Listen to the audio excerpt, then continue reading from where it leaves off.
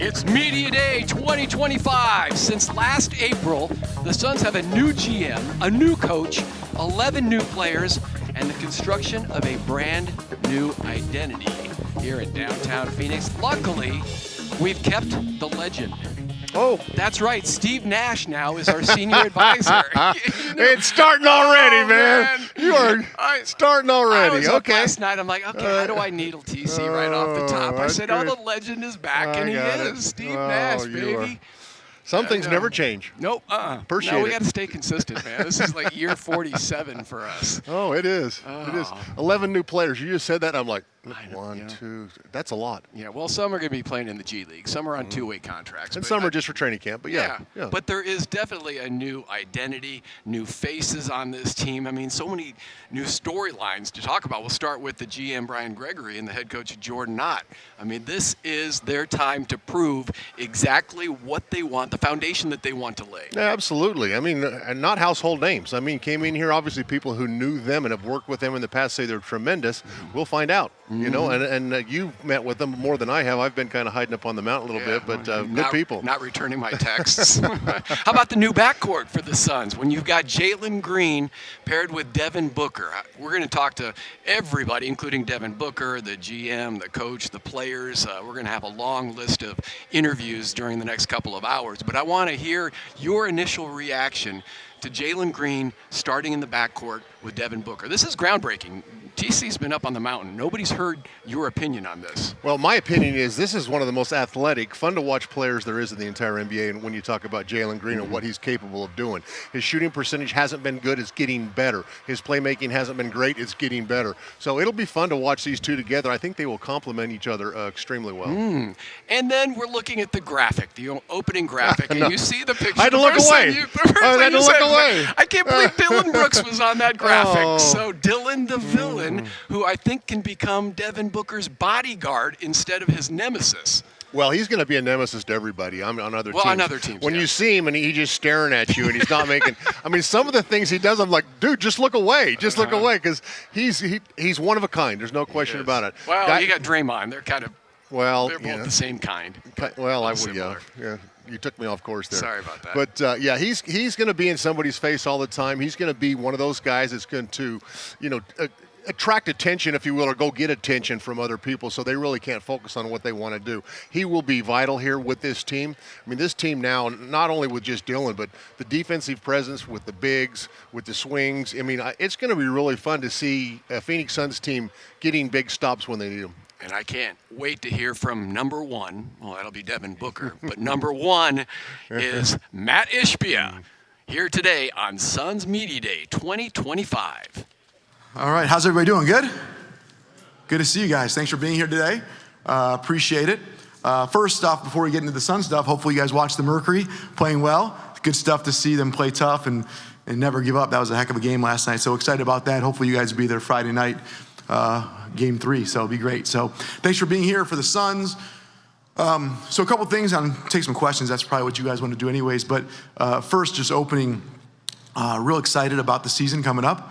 Excited about the things that we've done here. As you guys know, I believe my job as the owner is 4 big parts, and I think we're doing a good job on all of them right now. Trying to set the right culture and organizational. Obviously, we build a great headquarters, doing great things with our team members, trying to make it the best franchise in the NBA and WNBA for our team members, but also for our fans and players. And so I think we're doing a great job with that. On the community side, we always spend time on the community. The NBA All-Star Game's coming next year, so we're excited about that.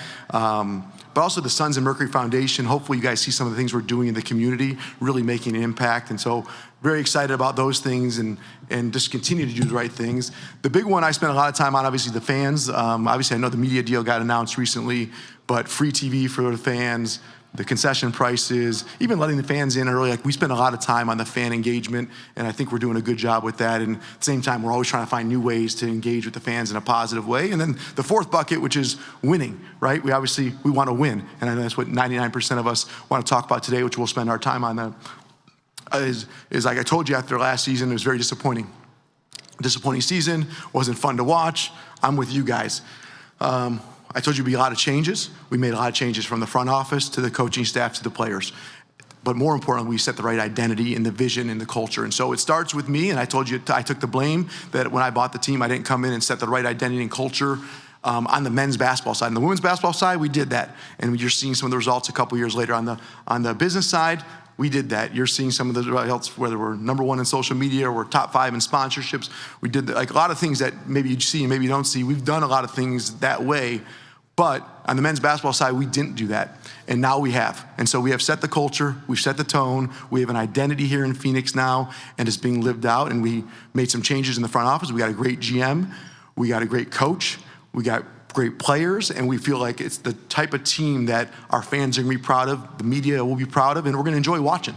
It's gonna be a different feel this year, and we're really excited about it. So I feel great about all 4 of those buckets, from a culture perspective, to fan engagement, to community, to winning. And, are we gonna win 82 games? Probably not gonna win 82 games, but I feel really good about that. You're gonna be proud of this team, you're gonna enjoy watching this team, and we're gonna continue to get better, and hopefully you'll feel the identity, the vision, the culture that we set, and you're gonna feel it as fans and as media as well. And so I'm excited about this season, and it's been a long summer, too long of a summer, right? Waiting for the season to start, so we're glad we're here. So I'll pause and take some questions, because I know you guys wanna ask about a bunch of different things, but I figured I'd just give a quick opening statement. Shane, we can start with Shane Young. Matt, Shane Young with Forbes. You kind of mentioned it, but since you became team governor, you've launched a lot of those fan-first initiatives. You mentioned the TV deal, but also the arena concepts as well. Just how important is that for you to not get complacent and continue setting that standard? Yeah, so like I said, those are the 4 pillars I talk about. And fans is probably, I can't say it's the most important, they're all extremely important, but fans is so important. And so how do we do the right thing by the fans? And it's not just, the TV deal, which is, I think it's a huge thing. If you can't be a fan of the team if you don't watch the games. And so making it, we only have 17,000 seats here. So how do we make it so more people watch? So I think that, along with the cheaper concession prices, along with different clubs, as you're referencing, throughout the arena, at different price points for all different people, whether, and so we want to make it so it's very fan friendly, but there's, like I said, little things where we let the fans in 2 hours early instead of 90 minutes at other stadiums. We want the fans to come watch the warm-ups and be a part of it and do things. And so fan focus is the game. If we don't have any fans, like, what are we doing this for? And it's their team. Like, everyone says, I'm the governor, I'm the owner, but it's really the community's team. I serve them, I serve the fans. And so making things great for the fans is my job. I think we do a very, very good job of it, but at the same time, as your point, can we do better? Absolutely. We're always thinking of different ways. And so I love ideas. People email me, text me, tweet me, anything they do to get me ideas, and I love it, and that's a lot of stuff we've implemented. And so I'm excited about the stuff we've done, and even more excited about there's more stuff to come to continue to make this the most fan-friendly organization in all sports. Thank you. Hey, Matt. Mark McClune, Arizona's Family Sports, right here. Good morning. Good morning. Hey, when it comes to the TV deal, and we are the home of the Sons and the Mercury here in Arizona's Family, what went into the decision to extend it on free over-the-air TV, and what's been the reaction around the NBA from other owners? Well, I think the reaction's been, curiosity. They're all asking, like, how are you doing this, and how is it working, and what's your perspective? And I think the hard part for any business, if and people think the Suns and Mercury are business. I don't look at it like a business. I look at it as like it's something fun. It's the community's team, and it's my job to hopefully lead it in the right direction. But the way I look at it from a business perspective is you do right by your fans, you do right by your customers, and good things always happen. I don't know how it's, and I told one of the owners the other day since this came out, he's like, how does it make money, or how are you gonna ever make money from it? I said, I really don't know.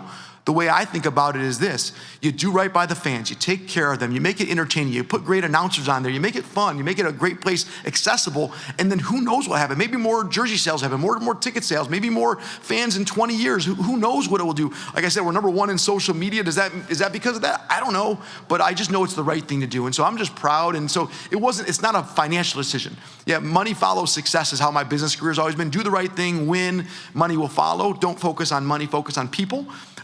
And so we do that with the fans, but it really is a simple decision. It's like I want to watch my team, and if you can't afford to watch it or it's not accessible, you have to go click around to find it. Like, it's on AZ Family 3. Watch the games, enjoy it. The Suns, the Mercury, even the Valley Suns. Like, I love it, and we appreciate the partnership with you guys there because we need someone to be able to put it over there, right? I don't know a TV station, but I'm glad that you guys do and can put it out there. And Gray Media has been great with us.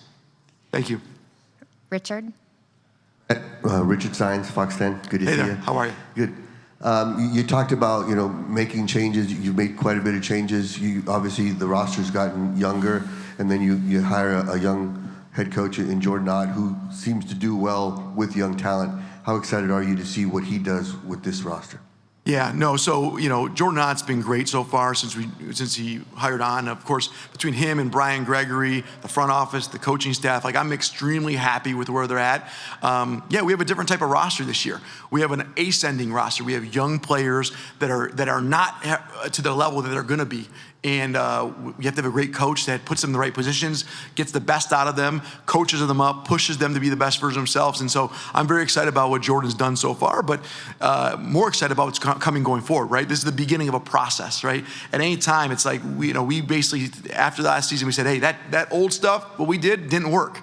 Let's get it done the right way. Let's build identity. Let's get alignment across the board. Let's be on the same page of what we're going to be doing from the front office to the coaching staff, scouts, to the massage therapists, to the medical staff. Everyone's got to be on the same page, and then we go. And Jordan Ott's a huge part of that, and he's leading the players and leading the coaches there, and I'm really excited what he's done so far, and really excited to see what he does for years to come here. Thank you. Matt, Greg Esposito with PHNX over here. Appreciate your time today, but I know this is about excitement on basketball, but off the court, there have been reported lawsuits that are going on. I was interested in your thoughts on that and the overall culture that you're building here.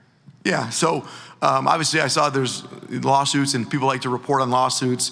As you guys know, anyone can file a lawsuit on any day they want, for any reason they want. I could file a lawsuit for that question, right? But but the truth is, you actually got to win a lawsuit. And where I'm different than most successful people or people that you say that have a lot of money is we don't settle. So if we don't do anything wrong, I'm not paying someone. And if their threat is they're going to go to the media and write a lawsuit, have fun. Cool, write it.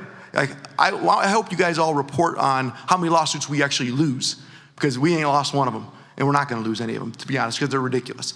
But with that being said, you got to follow, when we do the right thing. That's why I tell my team, I go, listen, if we do something wrong, take care of that person. If I do something wrong, we always treat them well. We pay them. We do if someone does something wrong, we can't have that person in our organization if they do the wrong thing to someone. But that's not the case in any of these situations. It's just people trying to get a money grab, and they think that I'm just going to pay out. But I'm not afraid of the press writing a story about it, right? Besides that question, I'll deal with it once a year. Okay, you wrote a question about it. But like I said, report when we win them all. Actually, at my mortgage company, a couple years ago, we did a thing called All In, if you follow mortgage media at all, it was Ishbia's wrong, UWM is going to get sued, and they're not. And we got about 5, 6, 7 lawsuits. Fast forward 4 years, we won every single one of them. I said, why isn't that on the front page of the Mortgage News that we won those? That's just on the back page when you win them. So the way I look at it is, I'm not going to ever settle with anyone. You can't come and leverage me or leverage the Phoenix Suns to settle. And if your threat is, I'm going to file a lawsuit, I don't care. If we do something wrong, we own up to it.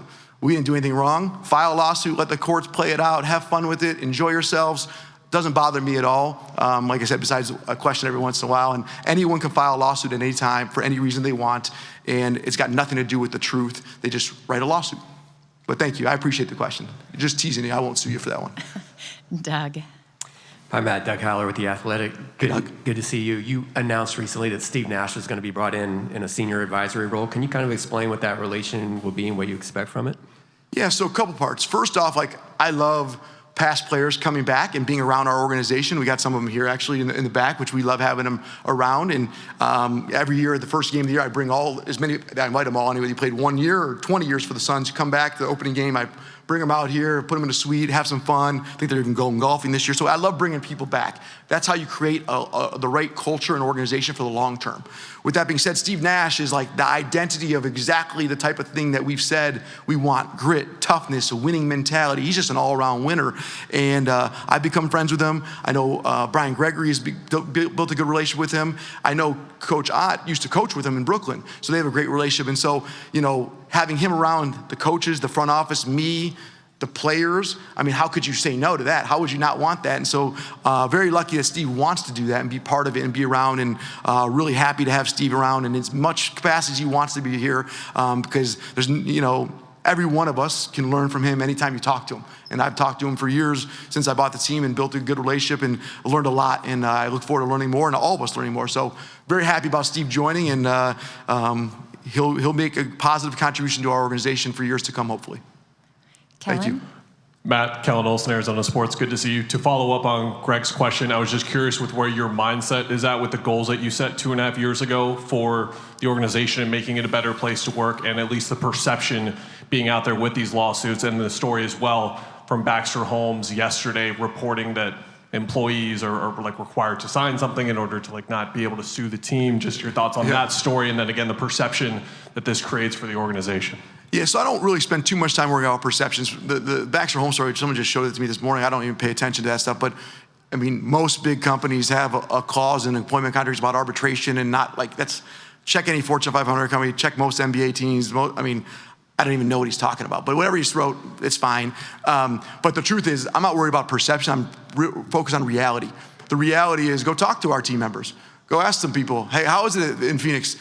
What are the changes that happened since the new ownership came in, the new leadership's been in place, and we made a lot of changes. Like I like to talk about when I bought the team, day one, we made a lot of change on the business side culturally. I talked about that. We had to make a lot of changes. There's a new CEO. Josh has done a great job. There's new leadership throughout the whole organization, but also team leads, not just the highest level, all throughout the organization. We made a lot of changes there, and we set the tone of what kind of culture and what kind of beliefs we have. That's gone very, very well, and you're seeing some results on the business side. But like I said, just because of a random lawsuit, anyone can write a lawsuit anytime. It has nothing to do with reality. And so, but because we're the Phoenix Suns, people like to write the story, and because of maybe the past, they like to try to tie it into it. It's just silly to me. So the reality is, it's an amazing place to work. We want to be the best franchise in the NBA and WNBA from not only culture, but I also talk about community, fans, and winning. And culture is a big part of it. I led with that when I bought the team. We made a bunch of changes there. By the way, in the Mercury, we made a bunch of changes day one too. And you're seeing that 2.5 years later, some of the successes we've had. We were the worst team in the WNBA then. Front office changed completely. Head coaching changed completely. Roster changed completely. And now we're starting to see some of the results. The NBA team, the men's team, is the one that we kind of let sit. And we try to infuse some money and see some success and let it go. So I didn't have what do you guys like to say, the new owner syndrome? I didn't want to get too. So we added money and and it didn't work. So guess what? We're starting day one. We did that after the summer, after we saw 2 years of disappointment we saw.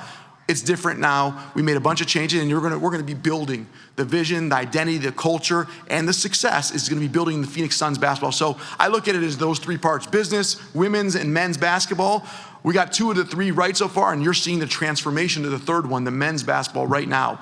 But from the perception part, like I said, the article, I don't really pay too much attention to it. Like I said, if I had to pay too much attention, I'd probably beat myself up all day. But I know we do the right thing, and if we don't do the right thing, I promise you this: we take care of them. I care. I want to make sure everyone's happy. I want to make sure the community's happy, the people are happy.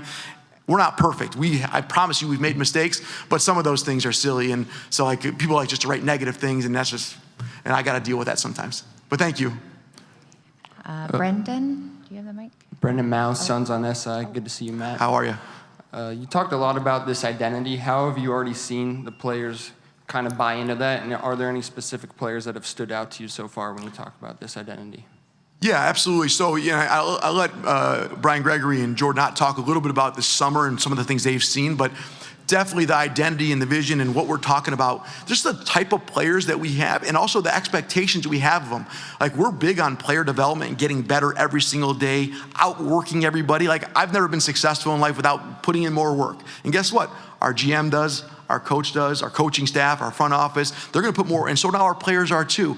Everyone's putting in more work to be better. And getting better every day is something I really believe in. And so that's some of the identity and vision that we're talking about, but also on the court, you're gonna see some stuff, right? And this is not just on the court, there's off the court stuff like high-fiving fans when you walk off the court, throwing your wristband to someone, doing little things that I believe is the right thing to do. We're gonna do that in Phoenix. I don't care if the rest of the NBA doesn't. Phoenix Suns and the Mercury, we're gonna do things a little differently. And I think it's better, it's the right way, but that's how we're gonna do it. And then on the court stuff, we're gonna be great teammates. We're gonna stick up for our players. We're gonna stick up for each other. We're gonna cheer our guys on. There can be some things that maybe is a little not the way the NBA does it, but I don't really care because the way the NBA does it doesn't have to be the way we do it. We're gonna do it the way we believe is best, and I really think there's a alignment from Brian Gregory to Jordan Ott to the players, and all the way up to me as well. that we're on the same page with that. And I think you'll see that, and they can speak to it when you talk to them as well about stuff they've seen. But hopefully you'll feel it and understand it even better after a year of it. But it's not going to be perfect. So let's be clear. Like day one, game one on October 22nd, like, oh, this is perfect. Like they play with amazing grit and toughness and everything's perfect. Like, no. It's a process. It's a process. Just like the women's team, it took a couple of years. It's a process to build it. But the type of players, the type of coaches, the type of people we have in our organization are all going to be aligned with this type of vision. And hopefully the results will follow. Brendan again, different Brendan. Matt here, Brendan Clean, Phoenix New Times. Hey there. Sticking with that big picture, what are your expectations for the team this season, and what would you say to fans wondering where to set theirs? Yeah, no, it's a good question. So first off, the most important thing is we got to enjoy watching the team again, right? We got to have fun watching this team, a team that the fans are going to be proud of. And so first and foremost, like what we've done the last couple of years has not been good enough. And I took the blame. I said, hey, that's on me.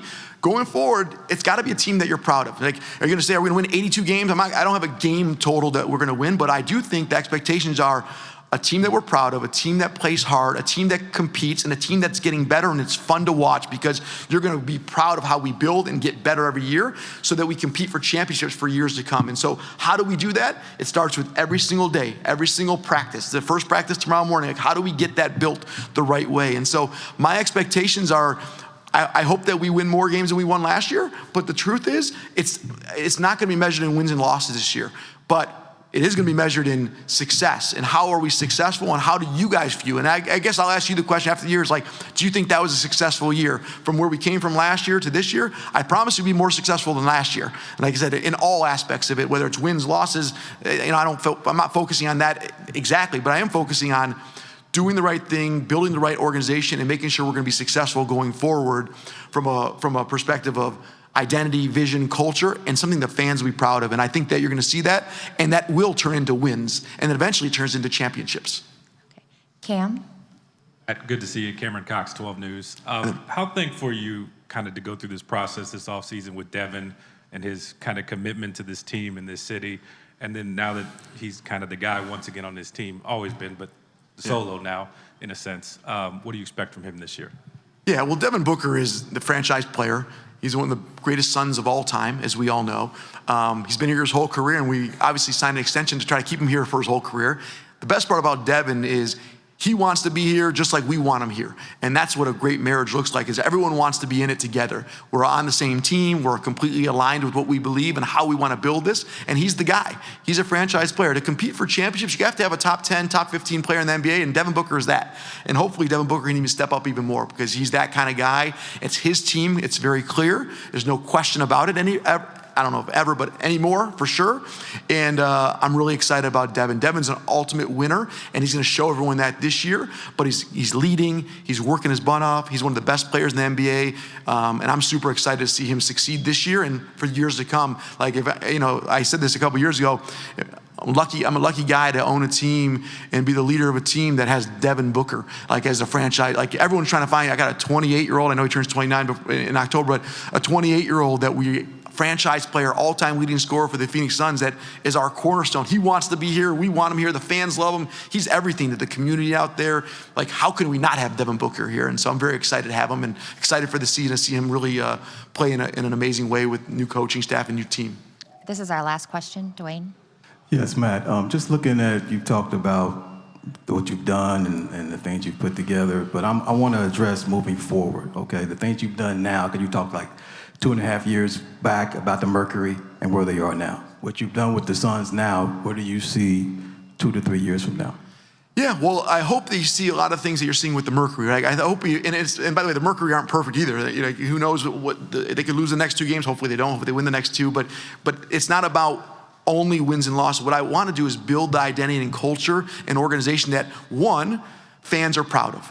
2, the organization gets behind, the media gets behind, everyone's behind this organization and the team. I want to make this the best franchise in the NBA and the best franchise in the WNBA. And that's what we want to do. And this comes from culture, community, fans, and winning. You can't do the first 3 and not win. So we got to get to the winning part, right? And so I think over the next 2-3 years, you're going to start to see a team that looks really connected with a vision, with an identity that really stands out to you and to everyone else that watches it. It's like, that's Phoenix Suns basketball. That's the Suns way. I get get what they're about now. I know what Matt was talking about a couple of years, and then I'll know we're on our way to success. Does that mean we're hanging a banner next year and the year after? Back to it's all coming. And like I told you guys before, I'm going to own the team for 50 years. We have to get this right. We're starting now. I made a mistake the first 2.5 years by not setting it, but we have set it now. And now I'll take 100% accountability of, is it being done the right way? And it's not going to be a straight shot like this. Like, we're going to be, how do we get there? We're going to go through some downs and some ups, and there's going to be some stuff I mess up with, and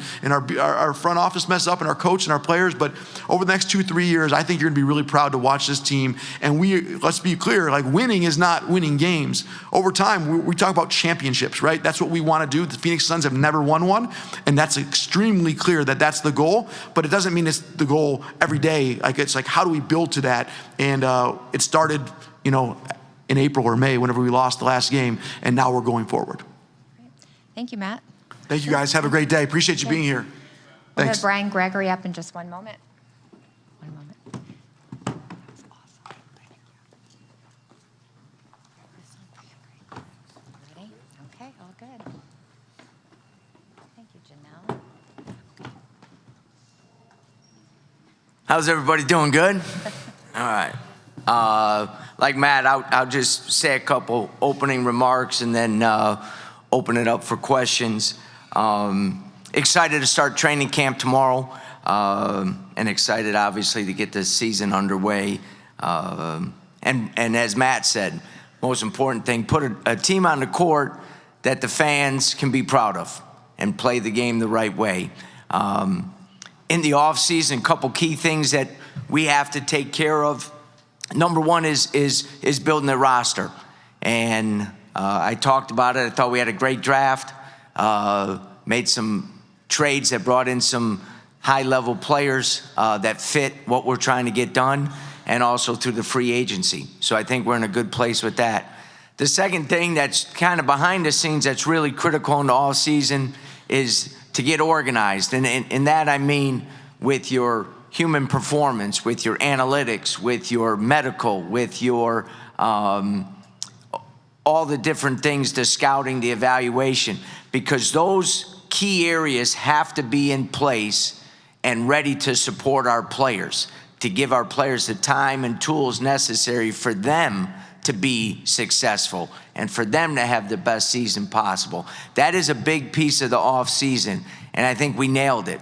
I'm really, really happy with where we're at in all those areas. And as Matt said, some changes have occurred in those, but I think we're in a really good position heading into the season. The third thing that you have to do is you have to start creating, and Matt talked about it. You have to start creating your identity on a daily basis with urgency and intentionality. And that starts obviously with the coaching staff, and it moves on to the players. Our players had a tremendous, tremendous summer. We do things a little different than other teams in the NBA, and we're proud of that. And I think this summer really kind of signaled that in terms of guys in the gym, not just the last couple weeks, but all summer long, especially since after Vegas and Summer League. Guys coming back for two-a-days, coming in and getting extra shooting in, and spending time with the coaches, and doing those things that maybe aren't typical of NBA summers. Our guys did an unbelievable job of that. The other thing that in terms of creating is, creating that camaraderie and that connection amongst the players. We have a lot of new players, and we had all our team out in Vegas. They spent time with Devin up in Flagstaff. They've been around for the last 4 weeks working out and doing different things like that. That is so important for us heading into training camp, that those connections and that camaraderie, and also the connection with the coaching staff. And I'll talk about Jordan and his staff later, probably with a question, but they're around all the time. And because of that, they are developing this connection with the players. I think it was in the summer, Oso talked about, we're going to be different because we're not just going to talk about it, we're going to do it. We're going to do what we say. And when we talk about the work ethic and spending time, Oso said, hey, I come back at night and I get extra shooting in. Every time I come back at night, Coach Ott's in there. So it's not just about talking about it, it's about doing it. And those are things that we're going to continue to do different. The other thing that you have to create is that what it looks like on a daily basis for us in terms of our daily discipline and our daily work habits. And I think we're in a good place heading into training camp with that. I really do. And I think that comes from the players. Our players, and I told them this yesterday, I'm so appreciative of what they've done and how they've embraced the things that we've talked about that are important, not only to Matt, to me, to Jordan, to our organization as a whole. They've knocked it out of the park. And as Matt said, that doesn't guarantee you 82 wins or whatever win total, but what it does do, it puts you in a position to execute at a high level. And I think heading into training camp, that's exactly where we're at. So with that, I'll open it up for any questions. Dana?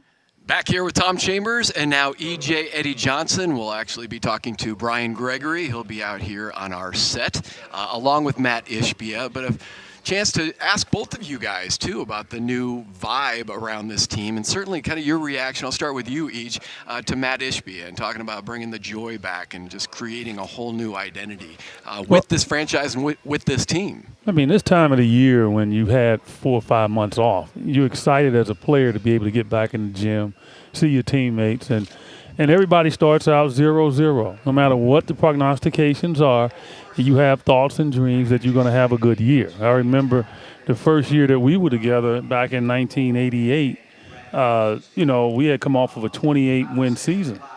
And then we pick up this guy right here, and, we traded for Kevin and Mark West before that, the summer before that, and all of a sudden, we draft Dan Marley, Andrew Lang, Tim Perry, and all of a sudden, we're winning 55 games. So you just never know. You have to come in with optimism, and that's what I want to hear, the optimism, because nothing is guaranteed. You have no idea how it's going to turn out. Everything can flow quickly right away, and that's what we're hoping for. I'll tell you what, the whole thing for me, listening to all of the new stuff, is just organization. I mean, crossing the T's and dotting the I's and making sure every single base is covered. I said to Eddie a minute ago, I said, all we were worried about back then was Joe Prosky. We had one guy. Mm-hmm. Now they have staffs of people making sure everything is being done and being done the right way. It looks like it's going to be that way. I'm excited about that. But it is like Eddie said, like when Matt first got here, here's KD and here's Brett. I'm thinking we're never going to lose a game. You're so optimistic, but that groundwork had not been laid and had been done yet. And now the groundwork is being done. Completely different team, Tom. Completely different team. And you nailed it, too, because lower expectations, more joy. I mean, it was tough to see the joy, to feel the joy the last couple of seasons with those high expectations. So I just love that comparison, too, about when TC, of course, he takes all the credit for the turnaround of the franchise when he came by here. You guys were kind of bent players and all of that. Duh. See, there you go. But I mean, the difference in lower expectations and surprising people, possibly. And again, they don't want to put any numbers on amount of wins this season, but I'm sure you guys felt the same way at different points in your career. Well, and that's a great point, because Eddie and I did that. We went from, and it was the biggest win turnaround in history of the NBA for a long, long time. And when you're going out there and you start beating people, and you're not supposed to be beating people, it's fun. I mean, it's fun. They all got targets. Well, it's fun. Now, it's like when we went to the finals in '93. It's like, okay, well, we're expected to do this. We're supposed to do this. We're supposed to do this.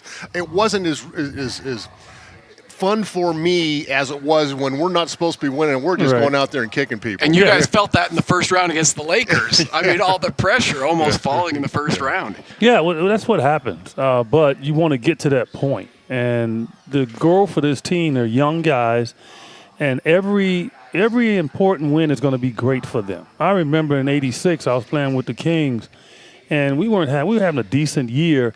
But the Boston Celtics came into Sacramento. Now, if you remember the '86 Celtic team, that was considered one of the greatest teams ever, with Bird, Parrish, McHale, Dennis Johnson, all of them. And they were just running through the league. I mean, I think they had lost maybe 2 games up until that point. And we beat them. And that catapulted us, because then it put us in a position that we can beat them, we can beat anybody. And it made us drive to the playoffs. And that's just the mindset that this young team has to have. Every game is an accomplishment for them. They're so young that it's going to be like a college-type atmosphere. And it's up to Devin, as the elder statesman on this team, to embrace that youngness and that youthfulness and not be old, but be young for them and be patient for them. And if he does, they're going to run through a brick wall. And that's what I'm looking for this year, is just the energy that these guys are going to put out there for 48 minutes. And we just saw a shot of Dillon Brooks. That guy will run through a wall for any team that he plays with. When you guys look at the new structure and the new players on this roster, who are you going to be focusing in on in the first 2-3 weeks of the season? Well, I think the guys that Devin is going to have to depend on. And look, people can say what they want about Jaylen Green. He can score. Dude can score, and he's an athletic marvel. We know what he can do production-wise. We understand what Dillon Brooks is going to do. It's our big guys. Are they going to be a force in the paint? Are they going to rebound the ball? Is Ryan Dunn and Oso, are they going to continue to improve? Those are the situations I think that's going to enhance this team, is the hustle part around guys that can score the ball. If that can happen, again, I make reference back to Tom and I. That's why we won. We had hustle guys that did dirty work for us. The Ty Corbins, the Mark West, the Dan Marleys. Wow, he shot all the shots. and I did too. and you're still taking shots at him now. But that's how it blended. And so I think that should be the focus with these young guys. Well, I've always said to you, Tom, you've probably heard me say it 100 times, leave some skin on the floor. Okay, this is a tough team. This team is going to be diving into the stands. This team is going to be all over the map, and the fans are going to absolutely embrace that defensive tenacity, hustle, toughness. How long has it been since we've really had an offensive rebounder? We've got 3 or 4 of them now. You know, a shot blocker, somebody protecting the paint. Things this Suns team, they've been pretty, in their wins. Right now, I think we're going to get some dirty wins, And the youth, too, because the Suns have not been that involved in drafts over the last 3 or 4 years. So now to have 3 guys, and again, Kobe Brea is going to be he's on a 2-way contract. I think he's still going to see minutes. He looked great in Vegas. I mean, just a terrific Shoot the ball. Oh, my goodness, can he ever? And you've got Rasheer Fleming, who was the first pick in the second round. This guy has power forward skills, a 3-point shot, and Kaman Malawatch. I think they want to temper expectations for him right now because, again, he's 18, turning 19, and he has some great mentors ahead of him in terms of Nick Richards and then, of course, Mark Williams, who came over from Charlotte as well. And then you have Oso in the mix. So you talk about protecting the rim, putting pressure on the rim. They now have literally 4 centers that they can juggle. But I don't want Malawatch to come in and think he's going to grow behind somebody. No, you come in and take minutes. It's competition. Like, you're in the NBA now. You're a grown man. You decided to come out. No, you're a grown man. Forget that stuff. I mean, he's got to embrace the opportunity and the competition to see if he can grow quickly to help this team win. And we've seen it time and time again with young players, so I'm not going to make him an exception. I saw him in Whole Foods a couple of weeks ago, so he's doing the right thing. He's eating good. He's tough to miss, too, because he's all of 7'2". I walked past him, and I just saw his navel. So, I mean, just like, I'm like, okay, this guy here, he must play. And great young men. I've had a chance to spend some time with all 3 of the rookies over the summer. And Malawatch, we were watching some of the voluntary workouts a couple weeks ago, literally just walks over. We all stand up. He looks us in the eye. Hello, nice to meet you. My name is Kaman. We're like, I mean, these are going to be players. That was really good accent, by the way. Yeah, I know. It wasn't great, but if he's looking at his navel, by the way, I'm looking at his kneecap. I'll tell you what. They're going to be easy to root for. All 3 of these rookies. I think fans are going to fall in love with them. Energy. Yeah. Well, and you know what? If a guy can protect the rim and block shots, he's going to have an opportunity to play in the game. Yeah. I mean, that's just that simple. And the thing is, his shot don't look bad, Tom. His shot don't look bad. This man can make a shot. Oh, and he'll shoot threes. Well, why not? He did that in Summer League. He was not shy. No, his free throws look good. That tells me a guy can develop into a shooter. Well, yeah, when you're shooting almost 80% in college from the free throw line, big guys usually don't have that. So that touch right there is important, and it's going to go a long ways. And you think they're going to temper him back? I think this guy's going to play a little bit. Yeah, the greatest, most important thing is when you're talking about Devin, right? Like, he and I had bodyguards, even though he'd fight anybody. But he and I had bodyguards, like guys that would take the pressure of you having to have a combustible moment with someone else. And if you look at the history of the game with unbelievable scores, they all played with guys that protected them. And I don't think Devin has ever had that. Last year I thought that was a part of our problem with our team, is that KD and Devin and Brad didn't really have guys that can go out there and really protect them from a physical standpoint. This team is different. You got Dillon Brooks on this team. I don't care what you think about it. He can get a lot of texts. But you know what? Devin doesn't have to deal with guys knocking him down now and having to stand up. He's going to have guys come over there and protect him with Mark Williams, and who's massive. That's what he needs. And he's never really had that here. And that's why I say, I don't want him to have to lead the league in scoring, but his average is going to go up. And if it's leading to wins, fine.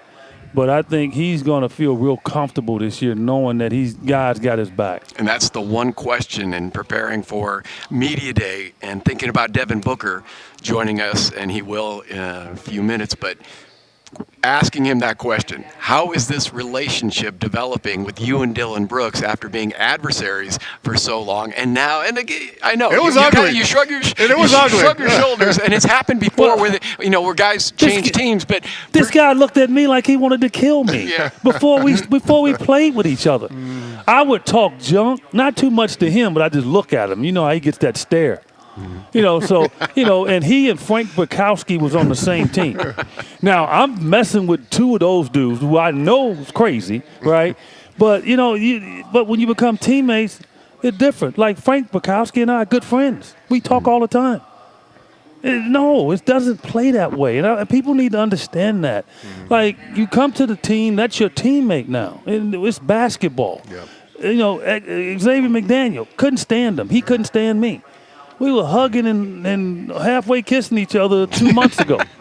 It's not personal. It's right. I could not stand Danny Ainge. He came here. Okay. Karl Malone. I hated playing against Karl Malone. Yeah. I mean, we got in fights in summer league and all the time. And when I joined him on the team, we were just hanging out, going out in the mountains. And you know that's going to develop between those two guys. But for me, it's that initial meeting and working out together and starting. They've already made it. When you first see a person like that, all you can do is laugh. Oh man, remember? I know. Oh man, you remember? Yeah. And we're going to be showing that footage time and time again. All right, Eddie, we're going to cut you loose. We're going to head back to the podium in just a couple minutes. We will have Matt Ishbia with us. For any questions. Dana, you're first. Coach. Hey, Dana. How you doing? And welcome back. Thank you. This past summer, you replaced James Jones, and you worked with him directly before he was put as a senior advisor. How do you view him and what he's now as the executive vice president of basketball operations for the league, and having to work with him and replacing Joe Dumars? Do you see that as a reflection of the success of the organization, as a win, even though Matt talked about not everything's measured in wins and losses? Yeah, well, first, I get just as many emails from James now as I did before in his new role, and congratulations to him. Obviously, I learned a lot under him over the last 2 years. We spent a lot of time together, not only in terms of our team, but obviously with the draft and the evaluation process and different things like that. Have a ton of respect for him and what he did here during his time. And obviously, I was excited about the role that he was going to play with the Phoenix Suns. To his credit and to the organization's credit, he's now been able to move into the new role with the NBA, which he will do a tremendous, tremendous job. He knows the game. He knows the league. He's great with people. All those things are so critical in the role that he has now with the NBA. Back here now with Matt Ishbia, who is up on the podium, and Brian Gregory is there. We'll hear from Jordan Ott as well. You covered a lot of topics, so I'm like checking off questions that I wanted to ask you. But we were just talking about Dillon Brooks, and then you've talked about the new identity, the new culture, and bringing joy back out onto the floor for the fans, but more than anything, the toughness. What have you seen and heard already from voluntary workouts and the addition of some of the new players, especially Dillon, because, I mean, that's a game changer. Yeah, absolutely. So, you know, when we made the Kevin Durant trade, Dillon was a target, right? Dillon is exactly what we're talking about. Absolutely. He's the kind of guy we want here. So I can be very clear, like, defensive minded, tough, sticks up for his teammates. A little bit, you know, he does some things good that people will like. I love everything about Dillon Brooks' game. That's like my type of game. Does he look at you like that though? Oh my goodness, man! He might scare me a little bit. I was about to say. But I'm so happy to have him on the team. Him and Jaylen, those two guys in that trade. Then we ended up getting Kaman and Rasheer and Kobe with the draft picks from basically. So we basically got 5 players. I love those type of guys. But Dillon is exactly what he comes in early. You know, he comes back and shoots again at night. He's the type of guy that we want here. He's 29 years old. He's a winner. He's a competitor. And I'm super excited to watch him. Like, he's going to become everyone's favorite player, except for every other team. No one else is going to like him, but that's okay. Look at the smile on this guy's face. I'm laughing because I couldn't stand the man. I mean, I look at him like, dude, what are you doing? What are you staring at? I mean, but when he's on your team, obviously he's going to be that guy. Devin's not going to have to stand up for himself anymore. I mean, because there's going to be people doing that for him.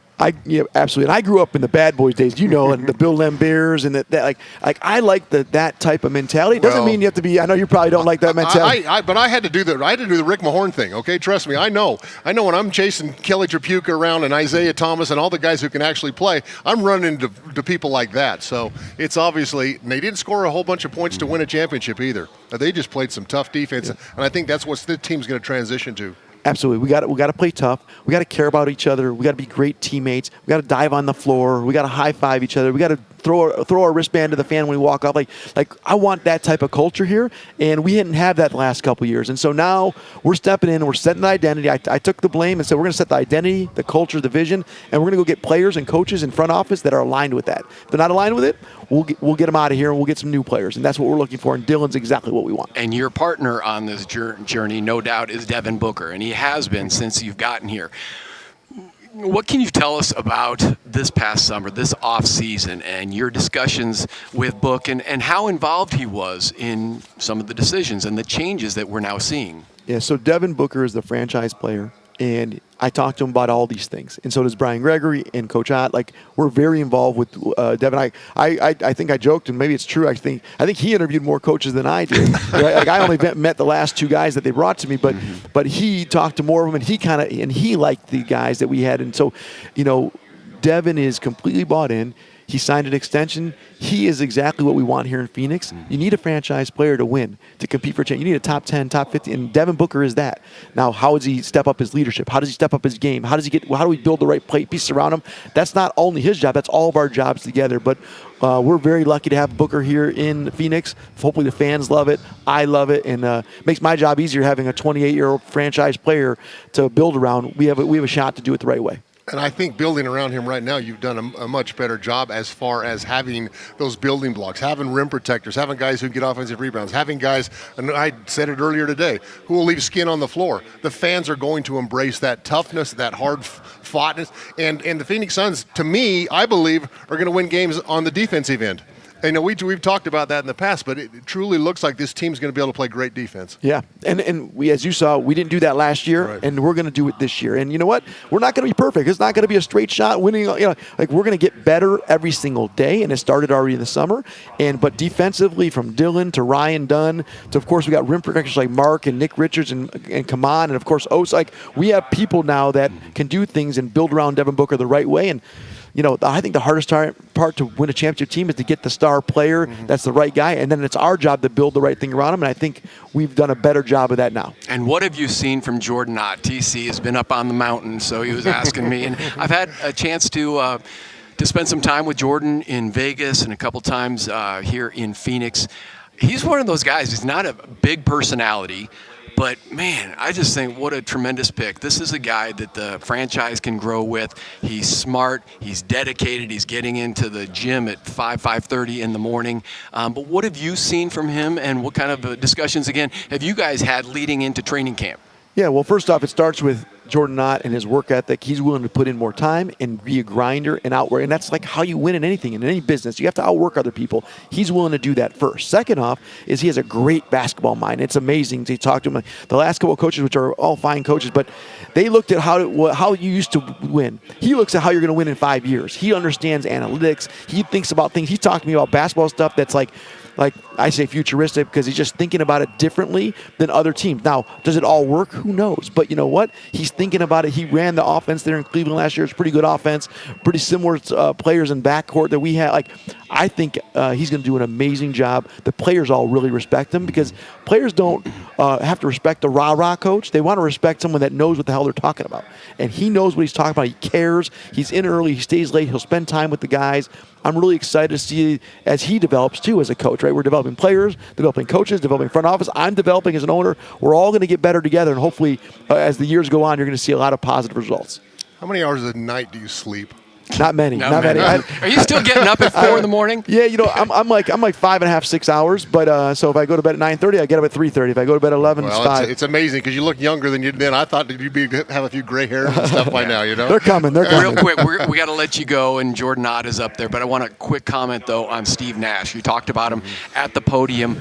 How much of an influence has he already been? You said you guys have had meetings before leading up to him becoming senior advisor. What has he already helped you with, and what do you expect him to continue to help you with? Yeah, so Jordan coached with him back in Brooklyn, so they have a good relationship. Brian Gregory and him have a good relationship. I saw he was at the arena at the practice the other day talking to players, and I built a little relationship with over time. But the truth is he's just exactly what Phoenix Suns are all about. Like bringing our best former players back. Like we got this guy right next to me here. We got Steve Nash. We got Eddie John.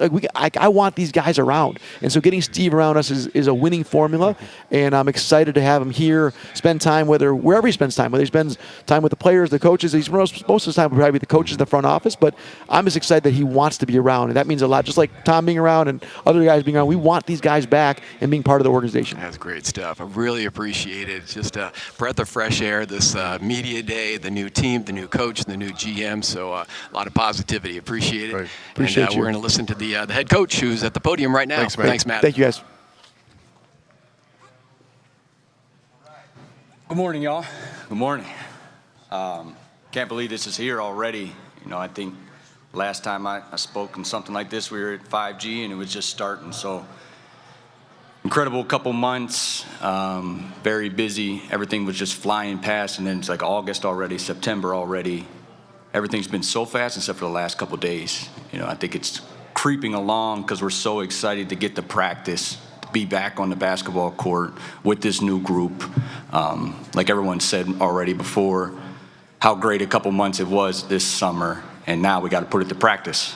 And very excited with the commitment of this group. Like other people have said, Matt and BG have talked about from top down. Our commitment to be in the gym, to be different, to work together, that's our competitive advantage. So it's extremely exciting what we've done and also where we're going, and it starts tomorrow. So open with questions. Okay, Greg, there you are, Greg. Coach, all the way in the back here. Yes, sir. First of all, best of luck on your first season. I cannot imagine how excited you must be to really get to work. I know a lot of guys are going to ask you about Devin and all of that, but I want to know about Dillon Brooks. What have you seen from him, and what's it mean to have a dude like that next to you instead of across from you? I think we've all seen Dillon as an opponent.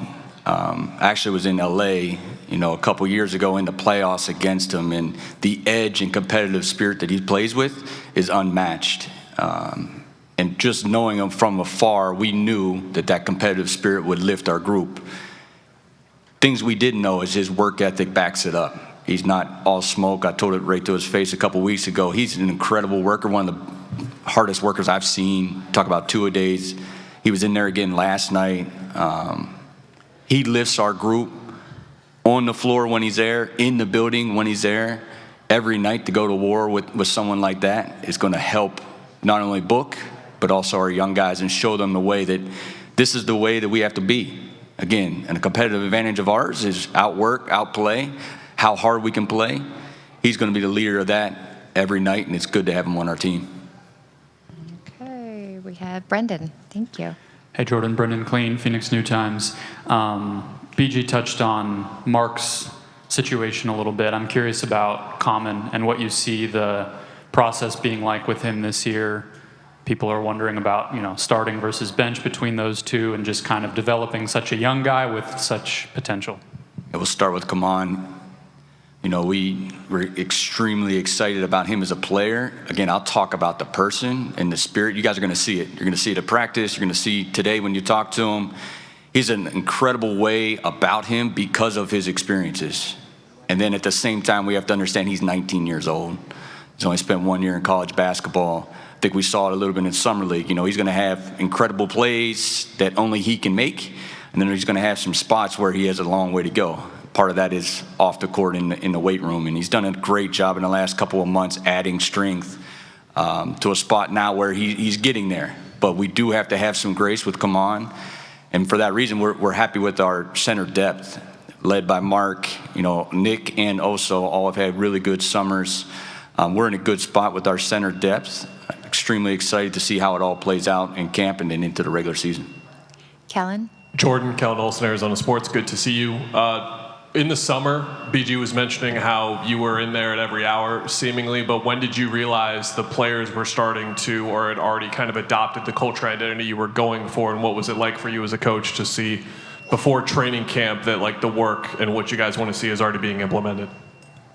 I think, BG will often give us praise for getting those guys in there, but the reality is that's who they are, and this is the way the group is built. You draft players that want to work. You have guys on your roster that want to work. They'll come back. And then it's our job as coaches to create the environment, which we've been very intentional with. All right, we'll hear more from Jordan Ott. He'll be joining us here at the stage, back here with Tom Chambers and our general manager, Brian Gregory. We had a great meeting with you. By the way, he's looking pretty darn sharp, right? That GM contract comes with a clothing deal. That had nothing to do with it. The purple tie, though, good call. Yeah, my wife did get this yesterday. There you I had go. to get some, so yeah. But just add a little class to the organization. You look like the director of the FBI or some guy ahead of the New York Police Department or something. You talk like that too. But man, it's nice to get to know you and see what you're doing. We're really excited. Yeah, we are. Things have been going well. We've had a great summer, so I'm excited about training camp opening tomorrow, and executing this stuff that we've been talking about for 3.5 months. You talk about executing. You've already seen some of the voluntary workouts. Everybody's talking about Dillon Brooks showing up early, coming back later in the evening. What are some of the things that have jumped out for you in terms of all the new faces and just watching these workouts before the start of training camp? Yeah, I think one of the things that we've talked about with the guys is just embracing being different and doing things differently and through our draft picks, through the guys that we have coming back, and through some of the new guys that we have in trades, and you mentioned Dillon Brooks,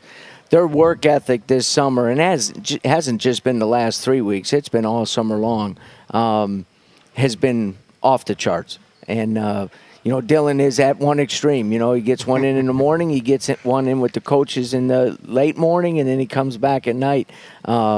Just a monster when it comes to the workouts. But again, something different, and we have to be different. We have to embrace that, and I think our guys have done a great job of that.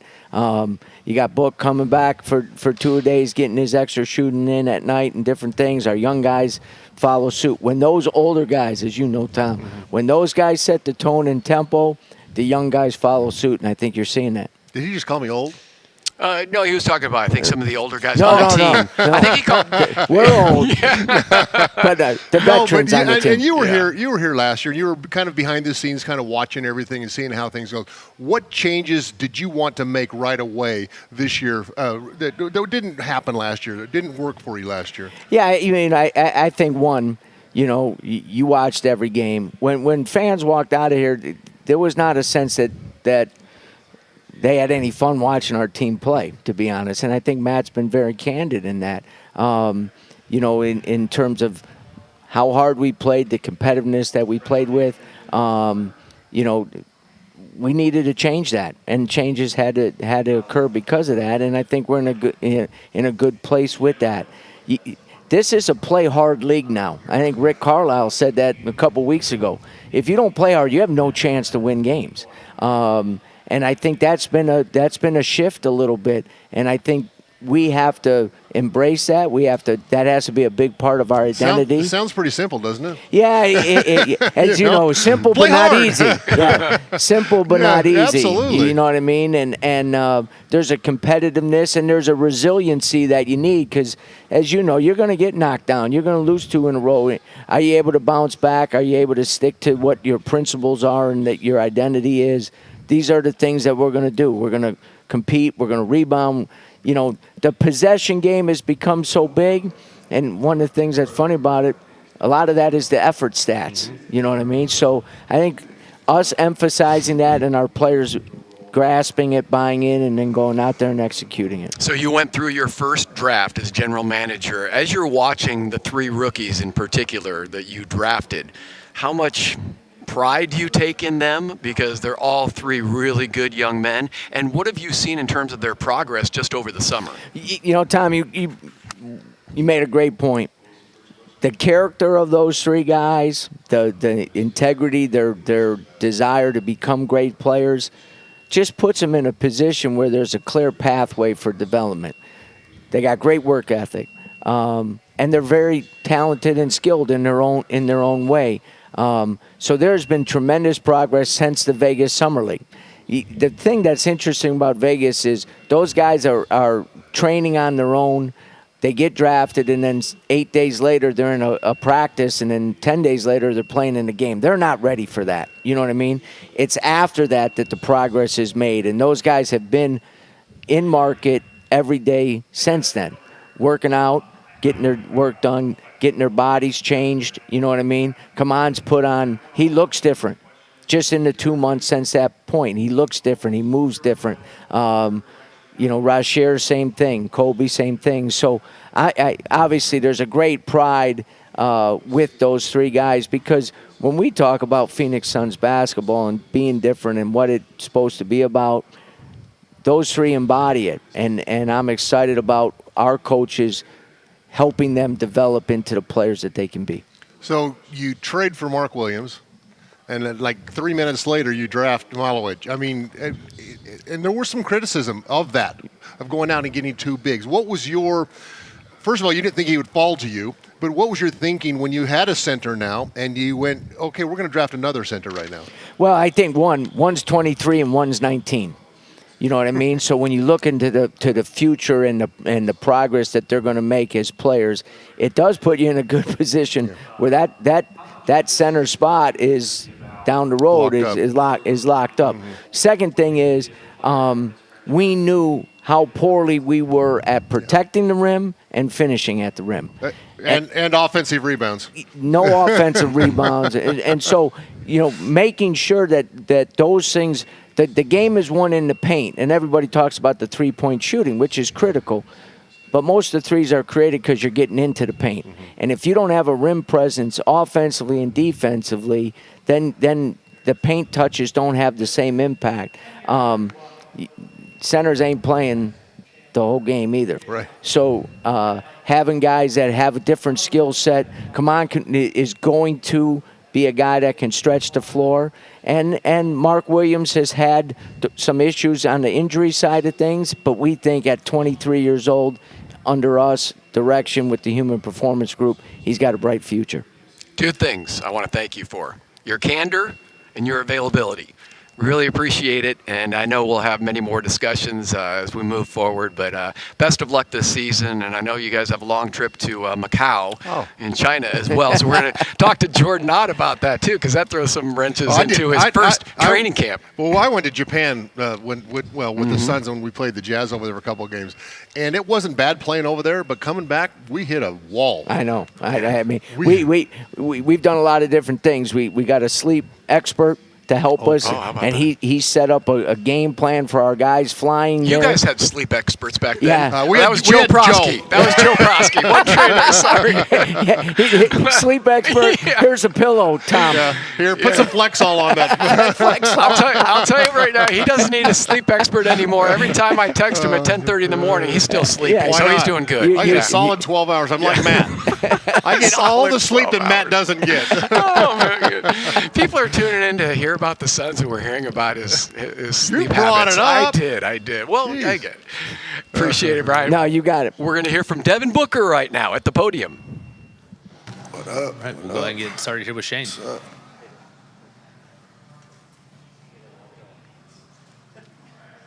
I can hear you. Brett's on the extension this summer. And how like the point guard discussion might be. In general, it seems like that's overblown with the Suns. But from your perspective, do you enjoy dictating possessions as that lead ball handler, and how do you view that chemistry is going to be with Jaylen? I do. I enjoy it. I think it starts with both of us with the ability to score. And once you become a threat in that regard, it's going to open up easier opportunities for everybody else. But I think overall, playing with a faster pace and getting up the court and what we call kick-aheads or skips, it doesn't really matter. Go to Dwayne. Is this on? Okay, it's on. Sorry. First, congrats on the extension as well. Curious in terms of two things. One, when you look at your role now and being, taking on more of a leadership duty, because you talked about last year, felt like you could have been more vocal, more imposing. How much are you implementing that now? And then when you just look back at how things didn't go last year with the team, what do you reflect upon in that regard? What was the first question again? My voice, yeah. The leadership aspect is going to be more important than ever this year. Just realizing our roster, the age of our roster, and just the experience that I've had and what I've seen. So I'm gonna do what I can. I'm always gonna use my voice. I feel like I used my voice a lot last year too, but we just fell short. It wasn't as connected as we wanted to be. I don't think anybody had problems with each other off the court. We just simply weren't connected enough. Go to David Brandt. Hey, Devin, over here. I know you have all the respect in the world for Kevin Durant and Bradley Beal, but kind of going off that leadership question, is it easier to impose your will, impose your direction now that you're really the unquestioned leader of the franchise again? I mean, we'll see. I'm going to use my voice always. If I say something, if I feel something is going to be beneficial for the team, and especially with this team now for the growth of any young player, and I've been around these guys a lot. They're already hitting me with the right questions.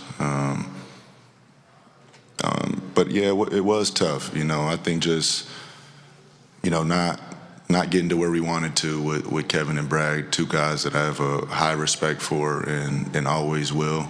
The opportunity to play alongside them was, a lot in its own, but, it'll always be a disappointment to me to, not do what, we all sought out to do. Go to Brendan Clean next. Hey, Book. How much of this season for you is going to be about sort of reminding people what you can be as a player and what this franchise can be, given how the last few years have gone?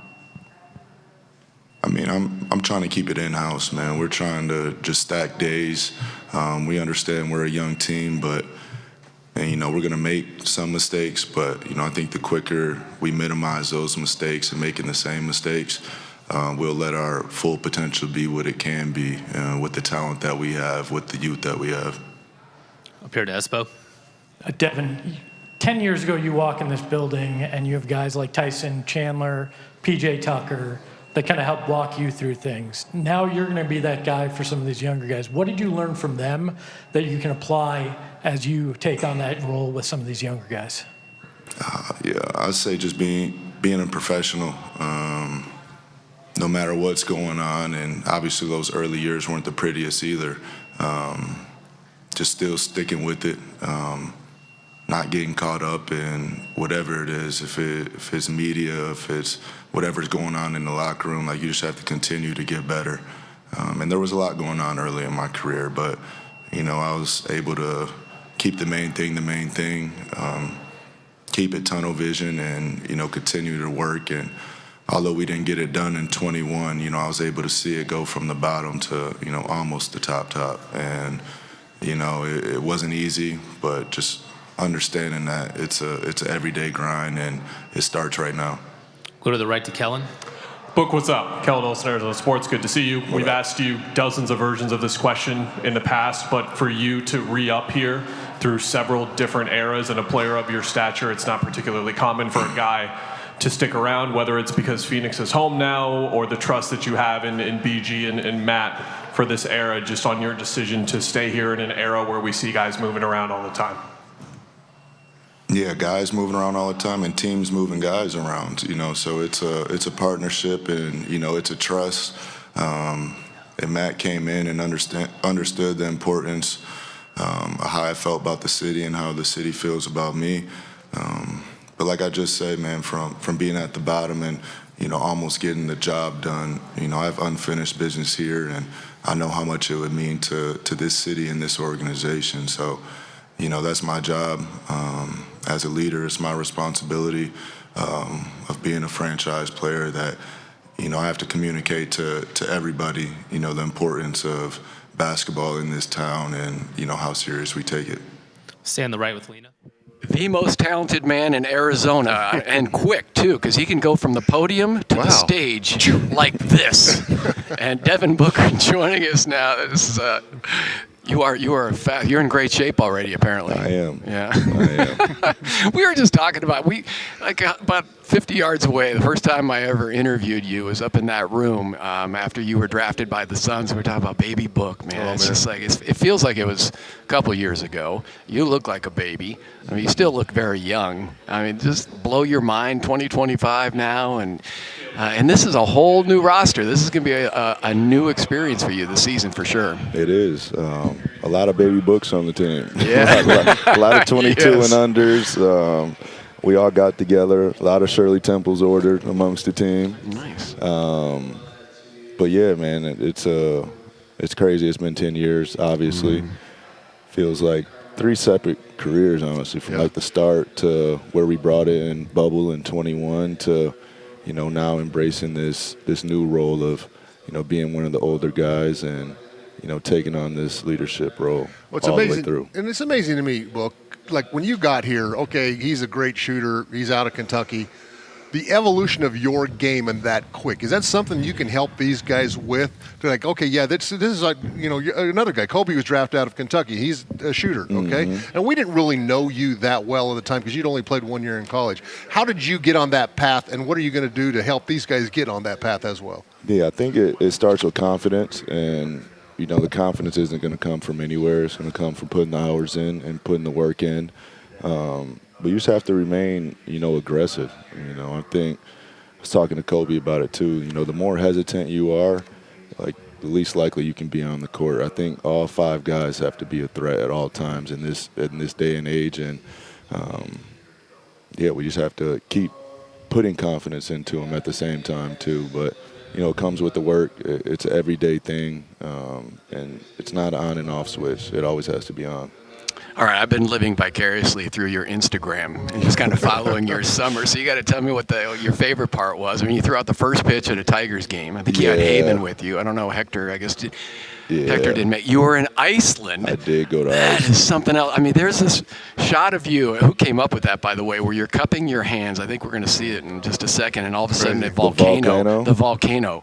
Oh, here it is. Yeah. Like rubbing your hands and then poof. Yeah. Seriously, who came up with that?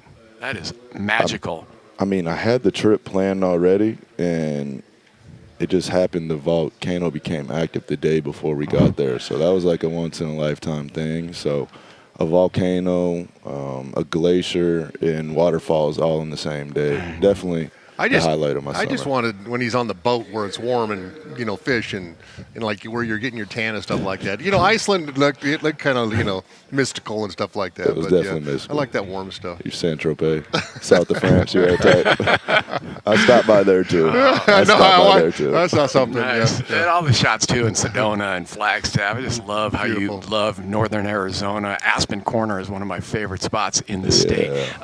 I don't know how much time we have with you, but I'm not going to let you go before we ask you about Dillon Brooks. Oh, come on, man. Oh, Come yeah. on, man.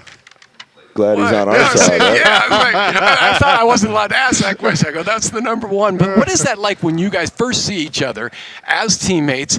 These guys, because Eddie Johnson and TC were talking about, I'm sure they're probably just laughing. Yeah, like you going, have to. yeah, you remember that time? Or was there laughter? or Oh was yeah, there... yeah. We get on the phone first. Okay. You know, he called me immediately. I think the day the trade went down, and just asked my plans on the summer when we're going to link up and get things started. So everybody always explains as the guy you hate when he's not on your team, but you embrace him when he is. So I think that whole reputation is taken away from what type of player he really is and how effective he is. So I've been seeing some great things from him this summer. He's definitely a worker. He's going to be in there for amount of time that you don't see out of anybody, honestly. So, it shows on the court too. Well, I'll tell you what, he is effective in a lot of different things out there. He's actually shooting the ball well now too. But exactly. Yeah, you don't have to pick fights anymore. I mean, you don't have to stand up for yourself anymore. Having a guy like that to kind of take that pressure off of you of being the tough guy out there. Yeah, we'll do it all together. I was about to say, teamwork. I want to check with you first before we call him Book's bodyguard, because you can take care of yourself. But are you cool with that? I always want to check. Let's see how things go. I might be his. I like that. All right. See, That's all right. That's why you're the best, Book. We'll cut you loose, man. Appreciate you. Got you, a lot fellas. of people Thanks, asking man. for your time and appreciate it. And keep up the good work, especially like the creative videos, man. I just love that stuff. Just living, man. Appreciate living you a good guys. life, man. We're lucky to have you around. Thanks, man. You couldn't have upgraded? You still got to deal with the same freaking guy from Montana over there? Here you go, sir. Hey, he said All right, so Devin Booker joining us, along with Matt Ishbia, Brian Gregory. We're going to have the head coach, Jordan Ott, here in just a matter of moments as TC continues to hold conversations with anybody and everybody around this stage. I hope you're enjoying Suns Media Day 2025. They will begin official practices tomorrow at the practice facility. And then we've got the preseason game in Palm Springs, Palm Desert once again. And then they will be off to Macau, China, as now we're being joined by the new head coach of the Phoenix Suns, Jordan Ott. I've been lucky to hang out with you. You're probably already tired of me this summer. We saw each other in Vegas, and I followed you around at the practice facility. You think you're tired of him? I've been dealing with it for 25 years. Oh, my gosh. 25 years of this. Is it that bad? It's not that bad, is it? Good to see you. I tell everybody, too, like, just getting to know you and be around you, it's been a joy. I mean, you just have, like, this laser focus, a great, warm personality, and then being able to see some of the voluntary workouts, too, and how you're relating with the players. I mean, they're locked in to you as well. How has the process gone so far? Yeah, it's great. I think every day it's a new challenge as a first-year head coach. But we tried to be as intentional as we can. When those guys are in our building, we want them to know that we care for them, that this is the best place for them to develop. And, that's our competitive advantage. We want them in our building to feel different. There's a joy of playing basketball. Let's keep that. And let's keep that now in September and as we progress through the season. I'll tell you what, you got that look in your eye like the cat that ate the canary, There's something there that you're thinking like 3 steps ahead of what we're asking. I mean, have you always thought differently and seen things differently than people you've been around? I think I've always been curious. I think there's been can we do something better? Is there something out there that's better? And now I get to test it. And I think that's an exciting part of this profession or this, job is now we're going to see. And then if it doesn't work, that's okay. We'll try something else. And it's always like the pursuit of something else that's out there that maybe we could do better. And that's what I'm excited about. First team dinner last night, I'm told. What was that like, and what was your main message to the group? One of the messages was explaining the why. Why are we here tonight? One of the things I wanted to take off from them is we have a 3-day stretch here of practice. Show them exactly what we're going to do. Especially the young guys and our first camp together, like take the anxiety out. Like we're here to play basketball. This is exactly what we want to get accomplished the first couple of days. Vets, hang with us. There's a lot of installs. First time through it. It's going to be a lot of teaching. We're going to explain the details of why, and then after we get them in, then we're going to play. And then we're going to see exactly where we have some gaps and we need to fill it in. We got to speed this up. We're going to China, in a couple weeks. So that is going to be a challenge for us to get it up to speed as we go to China and maximize that time not only on our court here, also in that air. You know, it's like a little bit of a team bonding point of our preseason that we're extremely excited about. Well, you made just a drastic improvement with that Cleveland team. I mean, they were really good last year, and you were obviously instrumental in a lot of that. What do you see that you can bring from that team to this team to try and help them make that next step? I think style of play matters. You know, I think style of play is a competitive advantage that we can have here in Phoenix, and it's not that exact style of play. You know, it's what fits our guys the best. And obviously, we have all different types of experiences, coaches, players. We're going to try some stuff early. If it works, great. If it doesn't, we're going to move on and try to find something that, you know, will work for our group. So I think both ends of the floor, the game is changing. You know, it's obviously faster. Guys are moving more on both ends of the ball. Defensively, it's a much more aggressive style of play that is out there. And then you got to rebound. You got to win the possession game. Both sides of the ball, you got to win the possession game. So we're going to try some stuff early. We believe real strong that we can impact our group early in this and our style of play. And it's a continuous process over the course of the season. All right, I'm watching post-game after the Bears won last weekend, and I'm thinking about you because their first-year head coach, Ben Johnson, brings all the players together. They're in the locker room, and he starts yelling the motto, I guess, that they have: good, better, best, never let it rest. And I'm thinking, I'm not sure if you're going to be as rah-rah as that guy, but do you have a motto or a mantra for the team this year? Oh, I did see that, and I've seen multiple football coaches do it. You know, I think they have an advantage that it's only, 17 games. We have 82 of those games, so it's a little bit – our post-game locker rooms are a little bit different. So I do believe in the process. I believe in – we can get better. It doesn't matter if you're a rookie, you're a veteran player, staff. I think we all can get better. And having that mindset when you enter the building in the right frame of mind – and we're all here to do the right thing, I think we all can get better. So that you just stick to the process, the outcomes will take care of itself. Wasn't your wife from Tucson, or do you have some roots here in the Valley, don't you? No, actually I don't. She's from Michigan. Oh, okay. But one of our staff members, have some I read roots. something. It's tough getting publications up on top of the hill. You know what I'm saying? Wi-Fi doesn't work. He likes it that way. How are you liking the Valley, though? Yeah, I love it. I mean, obviously sunny every single day. Haven't spent too much time in cities like this where it's sun every single day, and we have two small kids. Enjoy the pool. They've never been around a pool before, so the city's great. I know in the winter when you get off the plane, off an East Coast trip or something up north, and you get off the plane and it's good weather, it just helps all of us. Like it's a big step from Cleveland. Yeah, it's a little Brooklyn. Yeah, I know. Yeah, you're gonna love the winters. All right, Coach. Thank you so much for your time, and we will see you this week at we'll see you some soon. of the training camp workouts, and then once again there will be the first preseason game against the Lakers, and then the Suns will see them again here in Phoenix for the final preseason game with that trip to Macau, China in between. Joining us now is the president of the Suns and Mercury, and that's the first chance I've had to say Mercury because I know this is I know how passionate you are. We had dinner with you. I was locked in. You were so locked in. We're trying to get questions. You were just watching the game.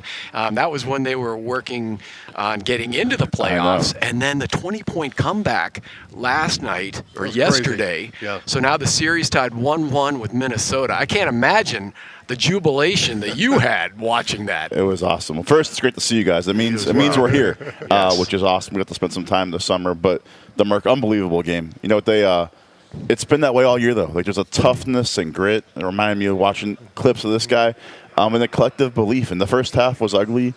But we're 2 wins away from the finals. We got to go one game at a time. But Friday night here should be electric. You know, how often you get to come home 1-1, play on your home court, and the X factor. Our fans love that team. So it's been a fun year, and we're right there. I think that the president and the GM they got in on the Knicks clothing deal. Oh, they got the new suits out. They're all purple tie. fancy. Purple tie. You and Brian. We had a little text chain last night. my wife picked this out. Sydney, shout out to you. This is all for you. Nice. The blueprint for the Mercury, and you have brought this up, and I think Matt brought it up as well. I mean, to see the progress that they've made over the last 2 years, how they put the team together. Obviously, Nick Uren and Nate Tibbetts have done an incredible job, but that's the same type of blueprint that you would like to see now for the Suns. Is that correct? Well, Nick and Nate deserve a ton of credit. Yeah. You're spot on. I mean, 9 wins 2 years ago. Matt and I's first year here. 19 last year, 7 seed, just getting into the playoffs, and 27 this year and still going. But you're spot on. The blueprint of what that team stands for, how they play. That's what winning basketball is. Talent only gets you so far. So they're a top defensive team. They crash the glass. They're unselfish. They play fast. And that was all intentional. Like when we sat down after that 9-win season and said, how do you build this thing back up? There was lots of debate and discussion, and we put a plan together. And the fun part of a plan is executing it, and then to see it translate into wins, see the community get behind it. That's what the Suns are going to do now too. Well, I'll tell you what, it looks, I mean, the Mercury seems like to be a destination team now with the new facilities for everybody, the coach, obviously. I mean, leadership with Nick, it's got to be rewarding for you. But you're right. We're ready for the Suns to make that big jump this year.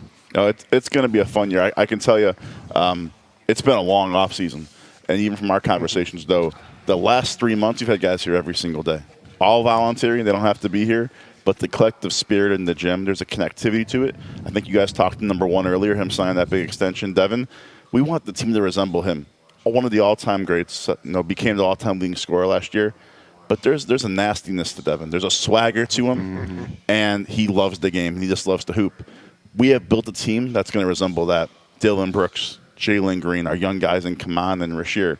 And you add that to it, and you go to being the hunter, not the hunted. Like we have something to prove, but it's going to take every single day doing it. And I think Devin having his team back and guys around him, he's had an unbelievable summer on the court, but also off the court leading.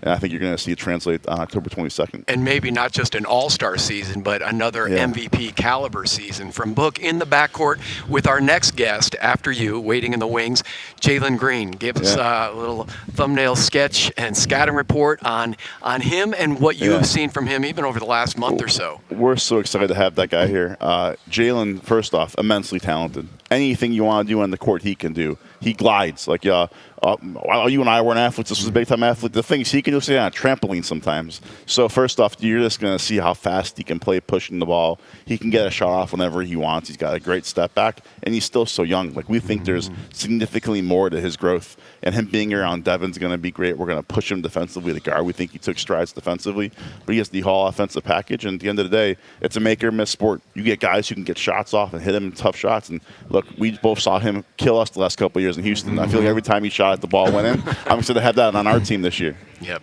All right, well, we'll see you tomorrow. Yes. Game 3, Merc and Minnesota. Let's go. Oh, man, I know. You'll be right there. I'll be right Front there. row, It's baby. going to be a great year. Look forward to seeing you guys all year. All right, Josh. Thanks so sir. much. Appreciate you. Appreciate it. And now we've got right behind, as advertised, Jaylen Green will be joining us.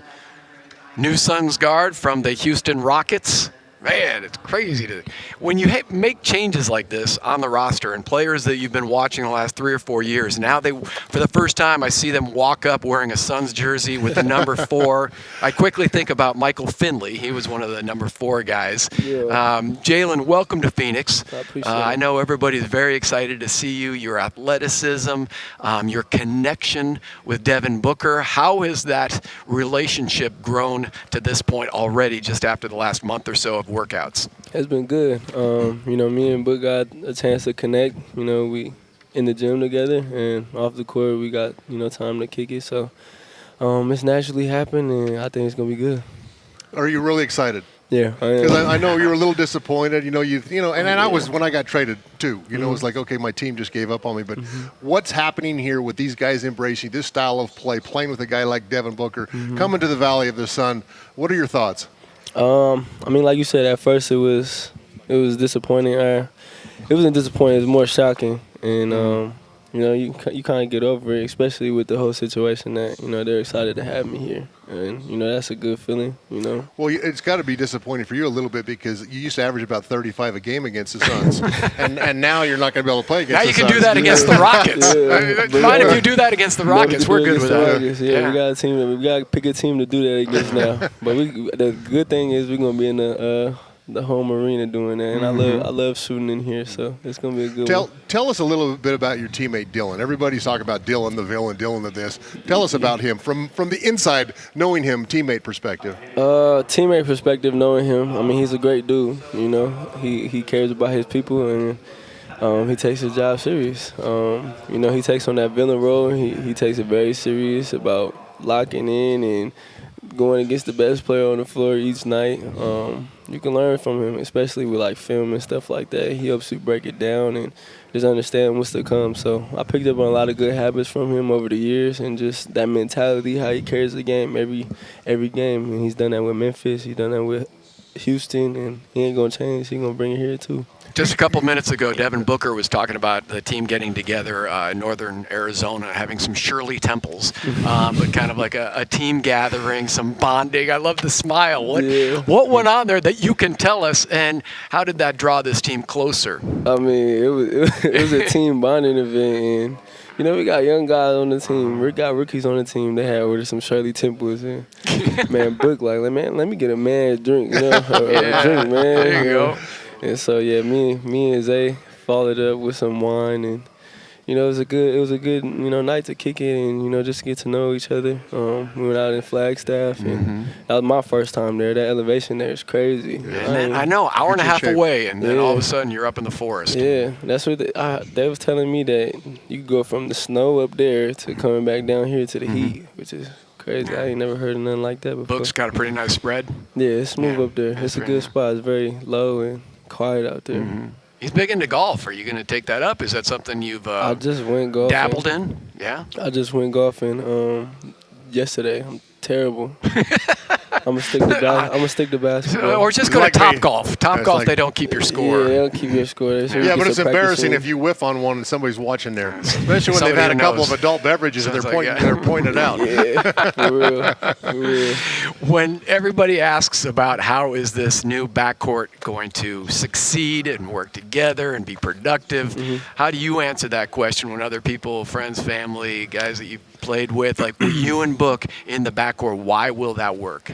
Well, I always say that I think we're going to complement each other. I'm going to bring my athleticism and, my speed. And, I feel like I'm going to give him a lot of open shots. And, I feel like he's going to do the same for me, too. We both chasing the same goal, trying to win, trying to get back to the playoffs. And, it's easy when you chasing the same goal with somebody. So, we got a good young core, young talent around us. It's very similar to, what I just came from, just being a bunch of young guys. And as long as we emphasize the main thing, just go out and play harder than everybody, that goes a long way right there. So. Something you guys did in Houston every night. Every night, playing harder than everybody defensively. And, that sometimes that was our main focus at night. We playing defense, shots not falling, but y'all not going to score 115, 120. It's going to be, in the 90s or, beginning 100s. So, you know what I'm saying? So it all worked out. Well, no, we've talked about it here today. I mean, this team's going to win games with defense. This team's going to win games being tough and being hard-nosed. We have not seen that here in the Valley. And then most importantly for me, who I used to be an offensive guy, they got to pick their poison with you and Devin. Who's going to be that? Who's that defender going to be on? You know what I'm saying? So it's going to be, and there's a lot of switching that goes on in the NBA. I know like that, but I'm sure he's going to defer to you at times, and you're going to defer to him at times, depending on matchups out there. 100%. I mean, like you said, that someone got to pick someone. So, like you said, it's going to be a good fit. I think we're going to complement each other. Final question: do you keep receipts? Are you keeping track of those detractors?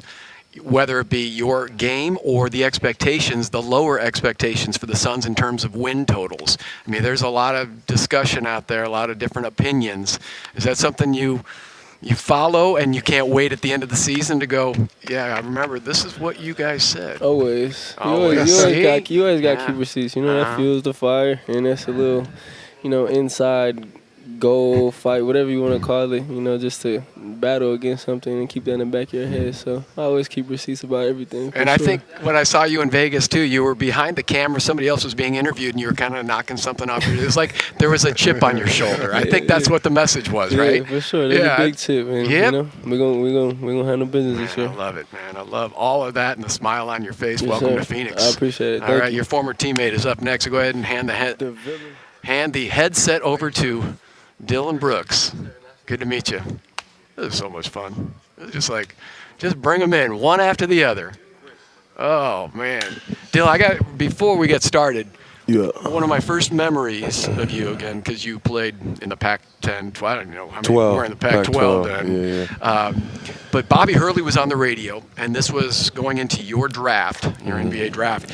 And he was being interviewed, I think, on the radio here, and they asked about Dillon Brooks. I'll never forget this because it just stuck with me. He goes, as a coach, as a teammate, this is a guy you want to draft. This is a guy you want on your team. And that's coming from Bobby Hurley, who obviously a very aggressive, confident player, coach. So now years later, here you are back in Phoenix and a member of the Suns after the trade.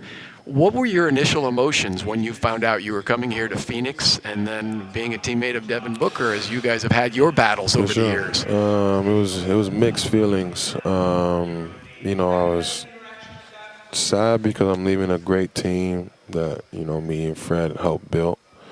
In Houston Rockets. Was planning on, you know, going back and trying to, you know, get better and build my role out more and more and more. And then, you know, once the trade happened, I guess, you know, I was sad and happy. I was happy that I can be able to, you know, somebody wanted me, you know, and be able to, you know, change an organization, a culture. And they think that I can do that and seen it done before. So I was happy that, you know, the sense of confidence that they have in me, and it comes with a lot. And I was at a spa, so I was real relaxed as well. So, but happy to be here, happy to be a Phoenix Sun and, you know, change this around. I'll tell you what, the Dillon, the villain, the crazed look. I mean, when I played in the league, there were guys like you. Well, maybe not quite. I mean, like you, but not. You take it to a level sometimes where you just go out there and you just stand there and look at people. I'm like, how do you do that? Like, do you plan on this? Is this part of you? Okay, this is what I'm going to do. And you go out there and do it. Yeah. I watched a lot of boxing growing up. Mike Tyson, especially my dad loved Mike Tyson, and the thing that he would say is, you know, once you're head-to-head with somebody and you just stare them in their eyes and they look away first, you know you have them, you know that they're trying to look away, they're weaker or whatever the case may be is. So, you know, that's why I stand there and stare at the opposite side, and I hope every single time it's the opposite side. Well, it's and please don't do that to the broadcasters. I hope. I've never looked away before, but I may look away now. But what I'm most impressed with, Dillon, is not only you have that tough mindset, all of that. Your three-point field goal percentage is over 40% now. People don't really acknowledge that as much. You're a threat out there, and you'll get open shots with Jaylen and with Devin out there on the floor. For sure. Those guys are downhill attackers. Get a lot of attention on the offensive end or for their defense. So I'll be getting a lot of shots on that high quad, or, you know, when we slide and get to that corner, I'll be getting a lot of shots. And one of my goals is I want to get more three-pointers. I want to, you know, it's like 39 point something. I want to be actually a 40, you know, and be able to be on scouting reports where guys, you know, they got to run me off the line, and that brings me to what fun stuff. Exactly what I grew up on was all in the mid-range and finishing at the rim and giving Mark, Nick, and Man some touch for a dunk. Man, I like that. Come on, Malawatch. That's what his nickname was. Man. Yeah, Man, exactly. yeah. He's been up on a mountain for a while, so I got to keep him up to date with some of the jargon. So Ryan Dunn was asked about some of the workouts, pickup games, going into practice, and he said, how are things going to be different with a Dillon Brooks type of player around? He goes, it's going to be feisty. There may be fights. Like, bringing that level, is there like a line you need to draw, or is that just something that, again, hey, if you want to set this new culture, this new identity, you want this aggression, what kind of a formula do you follow, or is there actually a formula for that? The formula that I always worked with is you always go first before you show it all, where you gain like a human connection with somebody, you know. So like I met the guys, you know, we all ate, we all went to Flagstaff, you know, I got to meet them at a human level, you know, they get to know me at a human level, not this villain, crazy guy who goes out there and tries to roughhouse everybody. And then when we get on the court, between those lines, that's when it comes out. And then they realize, like, okay, he's a normal human being, but when he gets on the court, he changes his whole persona. And for me, like, that's what I want to teach to these guys, the rookies and all this, is like, you can be yourself, when you're, off the court. But when you're on the court, you got to home in everything and just be so locked in, and it'll bring out everything that you worked on in the summer, everything that you wanted to do in the season, and then ultimately will make you confident into, going against these guys that are supposed to be all-stars and scorers and all this stuff. And you're going to want to challenge yourself to be like this stopper or this scorer or, the best shooter or whatever it is once you find yourself. And that's just me wanting to get it out of you. Man, I got to feel we're going to see a different edge with Ryan Dunn this season, too. Oh, He's quite a defensive player already, but yeah. then you add a little bit more aggression and that Mike Tyson look. That's going to be haunting me, I think, for a while. Like, I want to make sure all of our interviews are done in the spa. No, man, it's great to get to know you, too, because, again, if there's one thing you'd like to change about your perception then to maybe, or let the fans here in Phoenix know something about Dillon? I'm gonna be in the community a lot with, aspiring basketball players, and then in different areas like impoverished areas in Phoenix, and just giving back. But, I don't want to change anything about myself. I want to be the villain. I want to be, the guy who every time I come on the floor, you're thinking about, like, what is he going to do next, Because at the end of the day, when I'm at least got a little bit of real estate on the mind, I can grow the real estate farther and farther. So, man, they're always looking over their shoulder. We could do an hour show. Man, I could do an hour show with you. Yeah, for sure. We're going to talk to one of your former teammates, so we're going to hear from him, Grayson Allen, who's at the podium, and he's going to join us as well. But, man, really time well spent for us, for the fans to get to know you. And can't wait to see you on the court. Appreciate this season. Can't wait. All right. Dillon, thanks so much. Great to meet you, man. Great meeting you. All right. Let's hear from Grayson. All right, we'll start here on the left side with Steven. What's going on, Grayson? Steven Gardner, PHNX Sports. Last season, both for you as an individual player and with Jordan Ott's former team, there was a lot of guard screens and playing with angles and flipping matchups and things like that. Is that something that's going to be a continued part of your role with this team? And how do you kind of add more to that kind of baseline that you've established in being an additional screener? Yeah, I think it'll be huge for our team. We've talked about it a good bit with Coach Ott, and then obviously with Book and Jaylen doing a lot of the handling for our team. But any actions that us three can get into up top, with its anyone being the handler, slip out, or small rolls even. When you have someone like Jaylen on our team this year, which I think is unique, we didn't really have anyone as explosive or athletic getting downhill as him last year. I think that when you have such a downhill threat off those small actions too, they become even more effective, especially for the shooters too. So I think it's something we'll be doing a lot, and you just got to get really good at it with messing up the timing, when to screen, when to slip out, all that stuff. Just get really good at the details of it. Go to Eric. Hey, Grayson. Eric Ruby, PHNX Sports. We've heard a couple of stories from guys about talking with Coach Ott so far this summer and how it's just you're having a random conversation. All of a sudden, he's talking about a play that happened over in EuroLeague. Have you had any interaction like that with him? Nothing as crazy as that, no.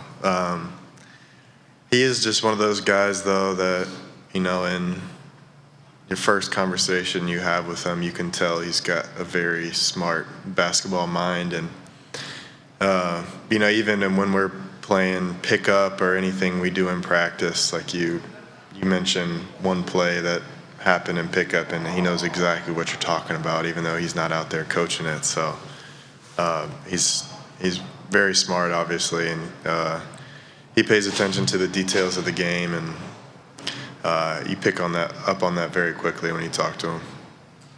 We'll go back to Greg.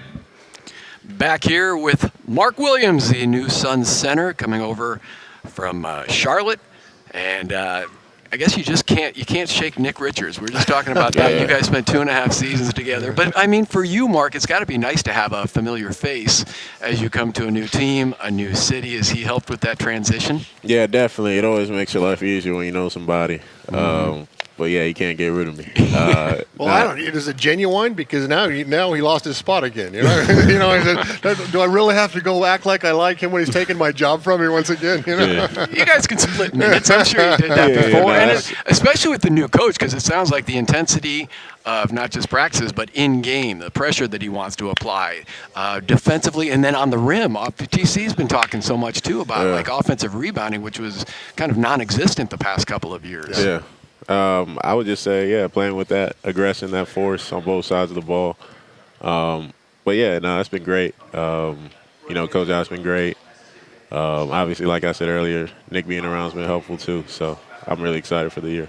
Well, I hope, and Tom had mentioned there, our offensive rebounding, our shot blocking has not been good at all, and that's like down here. Yeah. What we're expecting out of you. Is that something you take pride in? Is when that shot goes up, and with all the 3-pointers being launched these days, there's going to be some rebounds. There's going to be a bunch of rebounds. Going and getting those offensive rebounds, because that's a backbreaker for a team. Yeah, definitely. Not allowing those extra possessions, and then obviously when we're on offense, getting some of those extra possessions go a long way.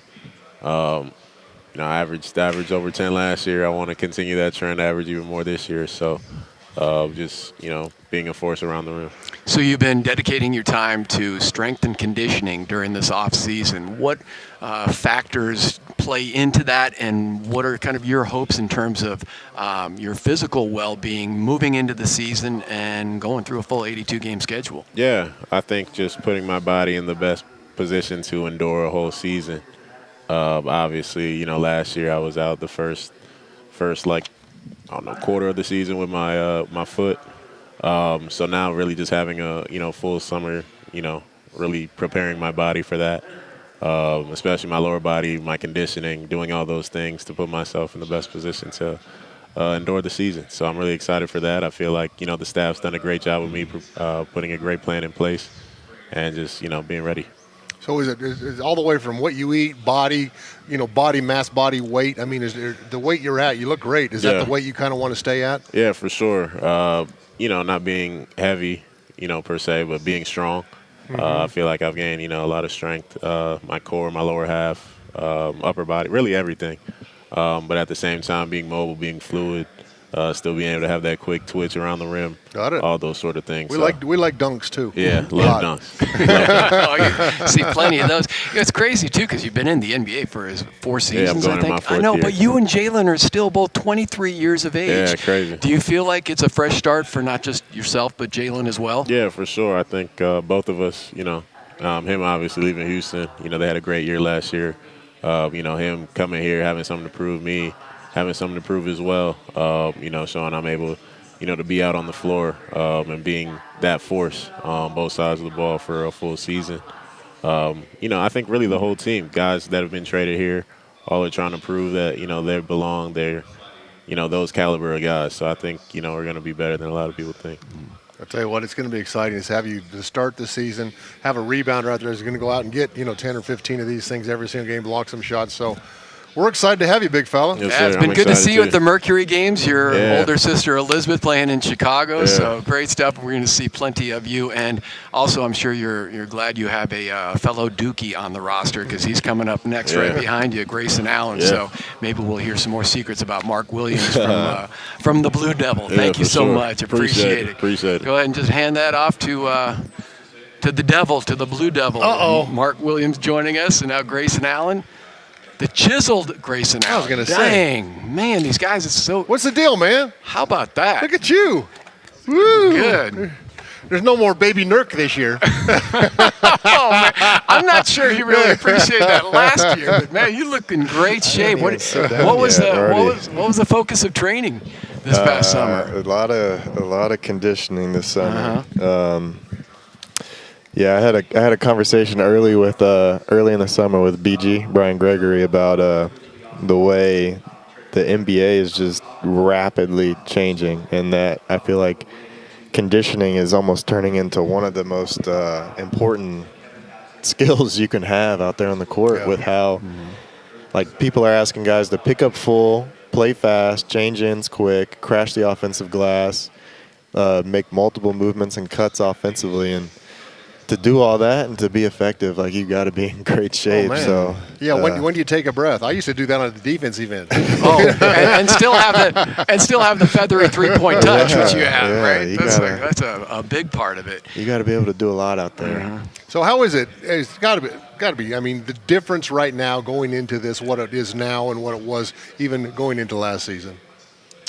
Just the team in general. Well, just the philosophy. Okay, I mean, it seems to me that the attention to detail right now, crossing the T's, dotting the I's, making sure everything is in line and ready for you guys to go out there and perform at your best. Yeah, I think that just with the group that we have, like that's what you have to do to be successful. If we're going to win games, it's going to come down to, are we playing just as hard or harder than the other team? Are we getting extra possessions? Are we paying attention to the details? Are rotations sharp? Are we making sure we get good offensive possessions most of the time down the court? Like there is no taking possessions for granted and trying to trust a great shot maker to make a shot and bail you out. Like we gotta create wins for ourselves this year, and I think that's the focus. And you talk to Coach Ott for a second, and you can tell he's got a great basketball mind. Yeah. And so he's focused, right? Yeah, you can see that in his eyes. He's locked in. He's already got us going. He can probably remember every play that happened in pickup this summer.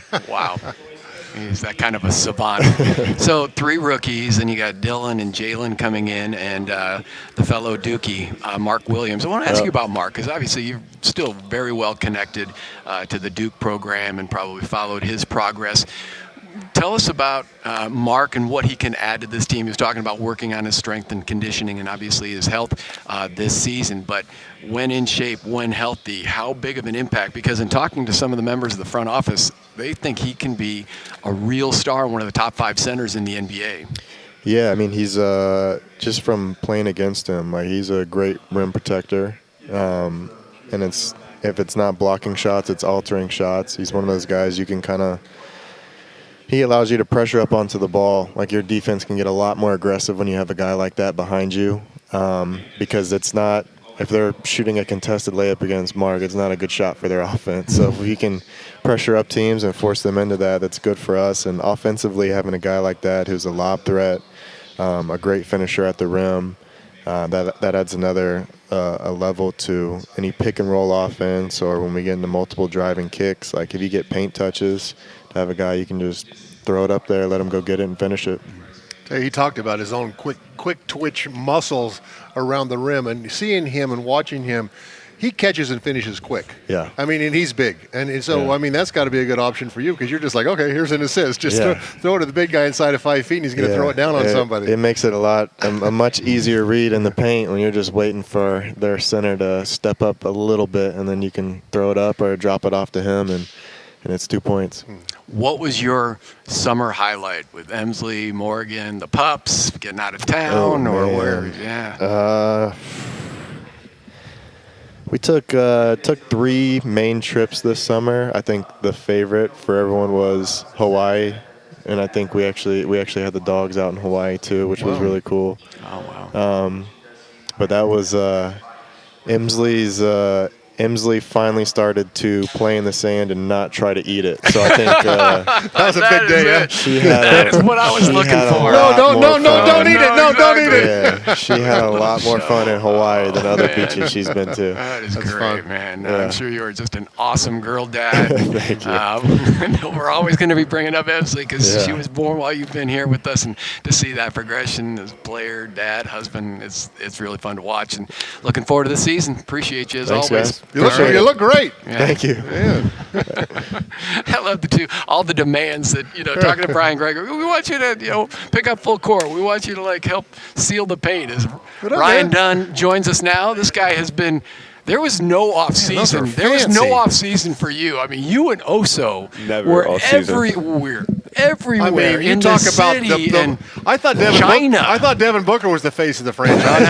I know. Ryan Dunn is like every single thing is the new twins. Also adopting puppies. No, Not adopting yourself, but helping others Helping adopt. others, I know. yeah. Yeah, that was great. I know. What kind of a whirlwind was this? And how does that feel to be so embraced by the city, by this team, as almost like spokespersons for the team? I mean, it's great. I think the opportunity that me and also had going to China, going to Macau, going to see it, and being there for a couple of weeks was great. Coming back and then having to go straight from there to Vegas to play, it's tough. leading that team, and then coming back and being here and doing a bunch of appearances and speaking and working out, it's great. So just the love that me and him get from the city is amazing, and we obviously love it here and want to start our career here. So it's been great. And now you guys got to fly back. Fly back in like 2 weeks, so get ready for that. What's the most difficult part? I have not been to China or Japan, and I know, what is it, 17 hours? 15-hour flight. 15 hours? But it's not bad if you time it. So for me, I have 3 or 4 movies to line up with. Gotcha. And then I'll sleep for 10, and then by the time you wake up, you're basically gonna start landing. Okay. So just trying to figure out ways to pass the time is a big thing. But once you get there, it's wonderful. It's beautiful. Nice. Well, I'll tell you what. Obviously, you took some batting practice. And fielding. And playing shortstop. And also made fun of him for going full speed. And you're like, I'm on a major league field. Wait a second. Why would I not go full speed? What do you think? Yeah, I pick up my iPad and watch the news. He's been on the mound. We've been joking about it. He's been there out was of a headline on civilization. ESPN. It was just it was good. So it was fun out there. It was great. I think also in Colin threw the first pitch, so I wanted to go support, and about 30 minutes before we got a text that we could take BP, so we went out there. Me growing up being a baseball player was like being a little kid again, and being at shortstop with Marte, and just talking to him, and then being able to hit, and I almost got one out. I thought I was going to get one, but was a little short, but it was great though. Well, being 6'8" on the field, I mean, the only other guy is Aaron Judge, who's like 6'8", 290 or whatever he is. But I mean, do you feel large out there playing baseball, or do you feel like you can still do this? I feel like I can still do it. Maybe a little bit larger than before, but no, I feel like I'm just having fun out there. No, you'd be a first baseman. Sure. You couldn't be out there doing that. Or I'll pitch. Oh, you can throw? I can throw a little bit. You're like got a little big unit in you? I'm more like I can spot it, put it where I need to put it, but I'm not a hot arm, but not a hot arm. So that was fun. How have the workouts been, the pickup games? Because you had been quoted as saying, and we asked Dillon Brooks about this, that, I think these practices are going to be pretty heated. There might be fights breaking out kind of a thing. And again, Dillon talked about developing a human relationship with all the players first before bringing some of the massive aggression. But what has changed in terms of that intensity on the court so far? Yeah, I think the fighting, maybe not, but the intensity is still there. Yeah. Kind of what Dillon said, like when we first got here, we all kind of came together and built that camaraderie and, growing off the court, because once you have that trust, then you can do what you got to do on the floor. And once we started playing pickup and, started practices, we're going at each other. And I can say for Dillon, he's kind of like the lead for that. He's going at anybody. He's been cursing me out a little bit sometimes. We've been going back and forth, and not even just him, but like Oso and Royce and all these other guys. We're just going at each other, which is great. It's going to build competitive nature, and that's what we're trying to build here. Just grit and fight. So it's been great. Playing and learning and building relationships on and off the court with these guys. You're going to have a different edge this year. That's kind of and the fans love that. We love that. I love that. I want to talk about that. I mean, when people say there's going to be fights breaking out, and then you say, "Oh no, not a fight," I'm like, that's not a bad thing. The intensity level should be at that, because you want to get better, and that's how you're going to get better by pushing each other, everything as well as you can. How about Oso? He's put on, about 25 pounds? You guys spent a lot of time together, obviously, not just in the weight room. I know. How is he transformed? I couldn't leave him this whole summer. I felt terrible being by his side all day. I wanted to be alone. But, he's been great. From the start of this offseason, he's been putting in so much work, not even just on his body, but on his game. Him getting – look at the muscles. Him. He didn't have that his first year. But him working out, he put on a bunch of weight, a bunch of muscle. He put on 20 pounds. And, he's been pushing not only himself but me in the weight room as well, coming in every day, having a good mindset, and just competing with each other, who can lift the most, ego lifting, and it's been cool. But it's been great, and seeing him improve from year 1 to year 2, not only physically but mentally, his confidence and his mindset. I'm excited for him going to year 2. Ego lifting. Well, I tell a little bit. Yeah. But I'll tell you what, if you gain body weight and mass like that when you're lifting, you got to be consuming some groceries because your metabolisms right now are high. Yeah, so you got to be eating. He's been eating. He's been doing that too. I used to be able to do that. I got to cut back. So final question from me, Coach Ott. What has he already kind of brought to the table? And we discussed a little bit about, and we don't know exactly what happened last night, but that was the first team dinner. And his message, does he have kind of a mantra or, a motto going into this year? But what you have seen from him so far in his first training camp and first NBA season as a head coach? Yeah, no, he's been great. I think when he first got here, just the way that he was able to embrace everybody, bring everybody into his office, talk to them, get to know each other, and then kind of just trying to figure out where he sees the offense going and the defensive going, and where can I align or Devin align or Oso align and his style of play, which has been great. And, working out, it's cool seeing your head coach on the floor with you, like helping, like passing the ball, rebounding, guarding you sometimes, and just giving you tips has been great. And his big thing is just not really, he doesn't have like a mantra or a quote. It's just, just being and taking action. Everyone says it, but where he's trying to do it and be different, which is a great thing to have. So just this year, just, not really trying to just talk with your words, but just use your action and just speak how you want to play. And it sounds like whenever players start to arrive, which is usually fairly early, he's already there and has been there. So he's been there early and he's been there late. He's been there sometimes at like 9 p.m. just watching film and studying the game. So he's different when it comes to it, but it's going to be great to have him as a coach. Yeah, we've heard that maybe he's going to remember like every play, every bucket in pickup games. No, like for sure. No. He probably will. All right, Ryan, thanks so much. Thanks for all you did this past offseason and summer, you and the Oso. twins, the new twins. No. Yeah, for sure. And have a great second trip back to China. All appreciate right, you guys. Thank you. Appreciate Thank you, you, Ryan. Take care. All right, see you around. And on deck, coming up next, Nick Richards. Rapid fire. Ooh. Look, getting his photos. Barry Gossage, I'm sure, getting his Hall of Fame. Everybody's There's coming. Barry. Look at that. They pull out. It's almost like they heard me. Everybody's like coming in all ripped and stuff, Who's been here longer, you or Barry Gossage? Me? The cameraman, or I don't know. I think Barry's great. Oh, hey, Barry's Nick Richards is here. What's up, guys? How y'all doing? How you doing, man? I'm good. Good to see you. How was the off season? What was your focus?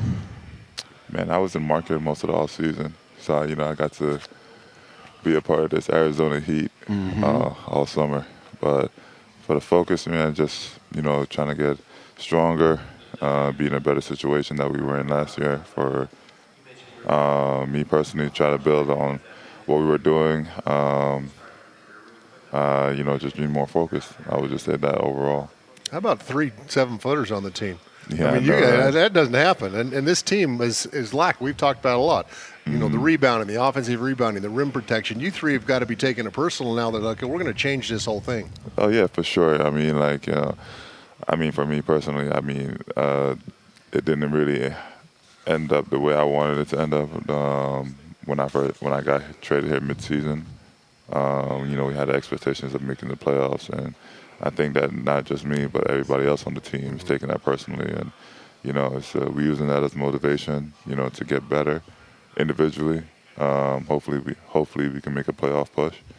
I know that every single person on every player and all the guys on the coaching staff has that on their mind. What was your reaction when the Suns on draft day acquired your former teammate, Mark Williams? You're like, here we go again. Yeah. I mean, me and Mark are pretty close. We don't. We always have a good time whenever we're around each other. He's gonna be a great addition to the team. He's gonna be something special. Hopefully, he's able to play every single game this year.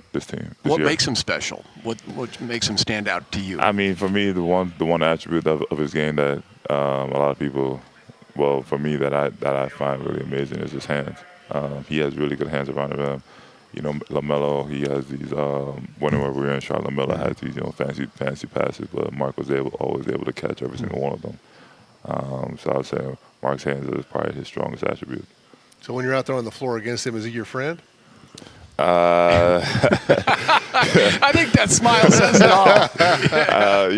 I would say it's healthy competition between both of us. You got to be competitive, and they can be your best friend, but you got to make him better. He's got to make you better, and that's going to make the team better. Oh, for sure. We've been on the same team together for 3 years, so it's like, we know what it is at the end of the day. We're boys off the floor no matter what. We hang out together. We grab dinner together. But, we use the time that we're on the court together, not only to compete, but to also make each other better. I think there's a big curiosity factor when it comes to Malawatch. I mean, when you're taking number 10 overall in the first round, the hopes, the expectations are obviously there, but then you have to kind of step back maybe a little bit when he's 18, just turning 19 years of age. What has impressed you most about Kaman so far, and what is his ceiling? His energy, man. Like, it could be the fact that he's just so young, but the fact that he comes in every single day to the gym with a smile on his face, the positive energy, he's getting ready to work every single day, it's contagious. And, I think that him, for every single rookie, they go through the little slump at some point in the season. It happens to every single rookie. So the fact that I know that he's going to be that guy to overcome that, and he's going to be a guy that he's going to stay the same no matter what. That's crazy. It's actually going to be. I was not smiling going to practice. I did not smile going to practice. Nah, he's I was smiling. like, I had to get up, I had to go. He was smiling. Yeah, he's smiling ear to ear. What a great attitude. Well, how does that work too? Because he is such a sweet young kid. I mean, he came up and introduced himself to all of us, and so then as a veteran, you want to instill some toughness in him. You want to rough him up a little bit, right, to get him ready for the NBA. But how do you also kind of temper that with who he is as a human being? Nah, he already has that. He already has that toughness. Okay. For me, I was surprised when we played 5-on-5 for the first time together. He has like a little bit of an edge to him. He wasn't. We were going at it while we were playing 5-on-5, and he wasn't really backing down. Whether he was making mistakes, whether he was messing up, he was ready to take on the challenge no matter who was in front of him, no matter who was guarding him, no matter who he was guarding. He was ready to take on that challenge. It's awesome, man. The Suns are definitely deep and talented at the center position. Can you imagine those 2 or 3 going to a restaurant together?